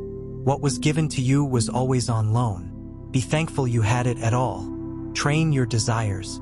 Do not desire what lies outside your control, for that leads to slavery. Desire only what depends on your reason, your choices, your virtue. In this way, you free yourself. When anger rises, observe it like a cloud drifting across the mind. Let it pass without acting upon it. Anger is often a mask for pain or fear. Address the root, not the shadow it casts. Practice silence. Not just the absence of speech, but the quieting of the need to be heard, to be right, to be praised. In silence, you hear more. In quiet, wisdom speaks. Do not argue to win, but to uncover truth. A wise person does not fear being corrected, for each correction brings them closer to clarity. Live according to your principles, not according to fashion. Let your actions reflect your values even when no one is watching, especially then. The Stoic does not shun wealth or success, but remains indifferent to them. If they come, use them well. If they go, remain unchanged. True wealth is freedom from need. Learn to observe nature, the seasons, the growth of trees, the decay of time. Nature teaches resilience, cycles, and acceptance without complaint. Align yourself with these rhythms. Bear in mind the Stoic exercise of the view from above. Visualize your life from a high vantage point. Your home, your street, your city, the earth, the stars. From that perspective, many worries dissolve. You are a thread in a grand tapestry. Your duty is to weave your part well. Let your speech be honest, clear, and kind. Words are tools, wield them with care. Idle talk wastes the breath you'll never recover. Fear often arises from imagining future pain. But the future does not exist. When it arrives, it is the present, and you will meet it with the strength you've cultivated. Face now. Deal with now. The future can wait. Keep a journal. Each evening, review your day. What did you do well? Where did you fall short? How can you improve? This daily reflection sharpens your awareness and strengthens your resolve. Live as though you are being watched by the person you most admire, not for their approval, but to rise to their level. When criticized unjustly, consider whether there is any truth. If there is, be grateful and grow. If there is not, let it fall away like dust from your robe. Avoid complaining. Complaints are confessions of helplessness. Instead, act. If something can be changed, change it. If it cannot, change your attitude. Every external loss is an invitation to turn inward and strengthen the inner self. When fortune strips you bare, the soul is revealed. Use such times to become more genuine, more whole. Resist distraction. Attention is your most precious resource. Guard it fiercely. Direct it toward worthy pursuits. Philosophy, service, contemplation. Cultivate resilience not by avoiding hardship, but by enduring it with honor. Like a muscle, strength is built through resistance. Do not postpone virtue. There is no perfect time to begin being just wise and brave. Begin now wherever you are. Your opinion is not the truth. Hold it lightly. Investigate it. Let it evolve. The wise prefer truth to being right. See pleasure and pain as passing weather. Neither defines you. Do not pursue the one nor flee the other. Walk through both with steadiness. Help others not for reward, but because it is part of your nature. The fig tree bears figs. The good person does good. Learn to say no. Time is limited. Energy is limited. Say no to what distracts, to what inflates the ego, to what erodes your peace. Look not at the fortune of others with envy, but at their character. If it is good, learn from them. If it is shallow, pity them. Be prepared each morning to meet ignorance, rudeness, selfishness. These are part of life. They reflect not on you, but on those who carry them. Recognize the difference between what is urgent and what is important. Do not let urgency crowd out what truly matters. The Stoic path is not about emotional suppression, but emotional discipline. Let emotions arise, acknowledge them, and choose your response. Master the art of letting go. Not all endings are failures. Some are transitions. Grasp lightly, love deeply, release freely. Treat your time as a sacred resource. Waste it not on gossip, on resentment, on regrets. Use it to grow, to serve, to live. What you think you cannot live without, you once lived without. Perspective tempers desire. Strengthen the will daily through small acts of discipline. Rise early. Speak truth. Forgive first. These are the bricks of inner fortitude. Even when the body is weak, the spirit can remain unbroken. True power lies not in strength, but in integrity. Let your death be your advisor. In its shadow, your priorities become clearer, your actions more deliberate, your life more sincere, and so you walk forward, not with fear, but with calm readiness. Not with pride, but with quiet purpose. This is the way of the Stoic. Recollect that everything in the universe is in a state of constant change. Mountains crumble, rivers shift course, empires rise and fall. Even the stars are born and die. This impermanence is not to be feared. It is the rhythm of nature itself. The Stoic mind aligns with this flow, refusing to cling to what must pass. When you embrace transience, you liberate yourself from grief, from greed, from the false belief that anything is truly owned. Practice apatheia, not indifference in the modern sense, but the freedom from unhealthy passions that cloud judgment. You do not eliminate all feeling, but rather refine it. Let reason govern, so that joy is rooted in virtue and pain is transformed into endurance. The Stoic is not a statue, unmoved by the world, but a wise gardener who prunes the wild growth of emotion to let the fruit of character flourish. Do not fear solitude. The Stoic often finds in solitude a sharpening of self-knowledge. When the noise of the crowd is gone, when the masks fall away, you are left with your own thoughts. This is a sacred opportunity. Examine yourself. What do you truly desire? What have you accepted unexamined from others? What do you pretend not to know? Live modestly. Lavishness in clothes, food, or speech distracts from the essence of things. By stripping away excess, you learn to value function over appearance, truth over performance. The less you need, the less you fear. The more you own, the more you risk being owned by your possessions. Simplicity breeds clarity. Speak little but meaningfully.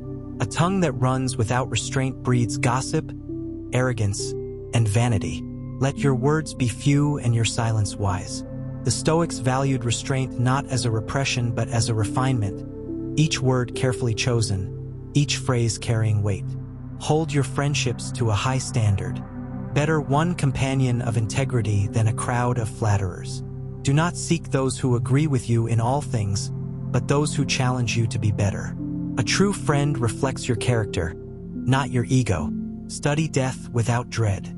It is not an enemy, but a natural boundary. Like night follows day, death follows life. The Stoic prepares for it daily, not with gloom, but with calm readiness. To remember death is to remember what is urgent, what is real, what is worth your fleeting hours. Expect no praise for doing what is right. Virtue is its own reward. If applause follows, let it pass. If scorn follows, let it pass. External validation is like the wind, pleasant when it blows your way, but not something you can steer. Do not build your house on the shifting sands of others' opinions. See obstacles as opportunities. The impediment to action advances action. What stands in the way becomes the way. This principle, so central to Stoicism, reframes every hardship as a training ground. Illness teaches patience. Poverty teaches resourcefulness. Betrayal teaches resilience. The wise do not curse their trials. they use them. Guard your impressions. The first thought is often deceptive. A harsh word may not be meant to wound. A pleasure may be laced with poison. Before reacting, pause. Interrogate the impression. Ask, is it true? Is it necessary? Is it within my power? Through this filter, the mind gains clarity. Do not borrow suffering from tomorrow. The future is a phantom, and anxiety is its shadow. Attend to the present. What task lies before you? What virtue does it require? Let this be your focus. As Seneca wrote, we suffer more in imagination than in reality. Every morning, anticipate the day's difficulties. Someone may be rude, fate may be unkind, desires may stir. Prepare your mind like a soldier preparing for battle, not with bitterness, but with readiness. When the expected hardship arrives, you will meet it not as a surprise, but as an old acquaintance. Do not be seduced by novelty. The Stoic does not chase the new for its own sake. Whether a meal, a gadget, or a philosophy, what matters is not how recent it is, but how true, how useful. The wisdom of the ancients still speaks, if only you listen. Do not strive to control others. You cannot rule their thoughts, their desires, their fate. You can only rule yourself. The tyrant who conquers nations but cannot govern his temper is a slave in disguise. True power is self-mastery. Gratitude is a Stoic practice, not merely feeling thankful, but expressing it through conduct. When you eat, be grateful for nourishment. When you fail, be grateful for the lesson. When you love, be grateful for the connection, no matter how brief. Gratitude transforms routine into ritual. Practice discretion. Not all truths must be spoken. Timing and context matter.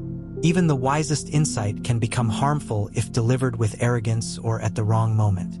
Speak when the words serve peace, understanding, or justice.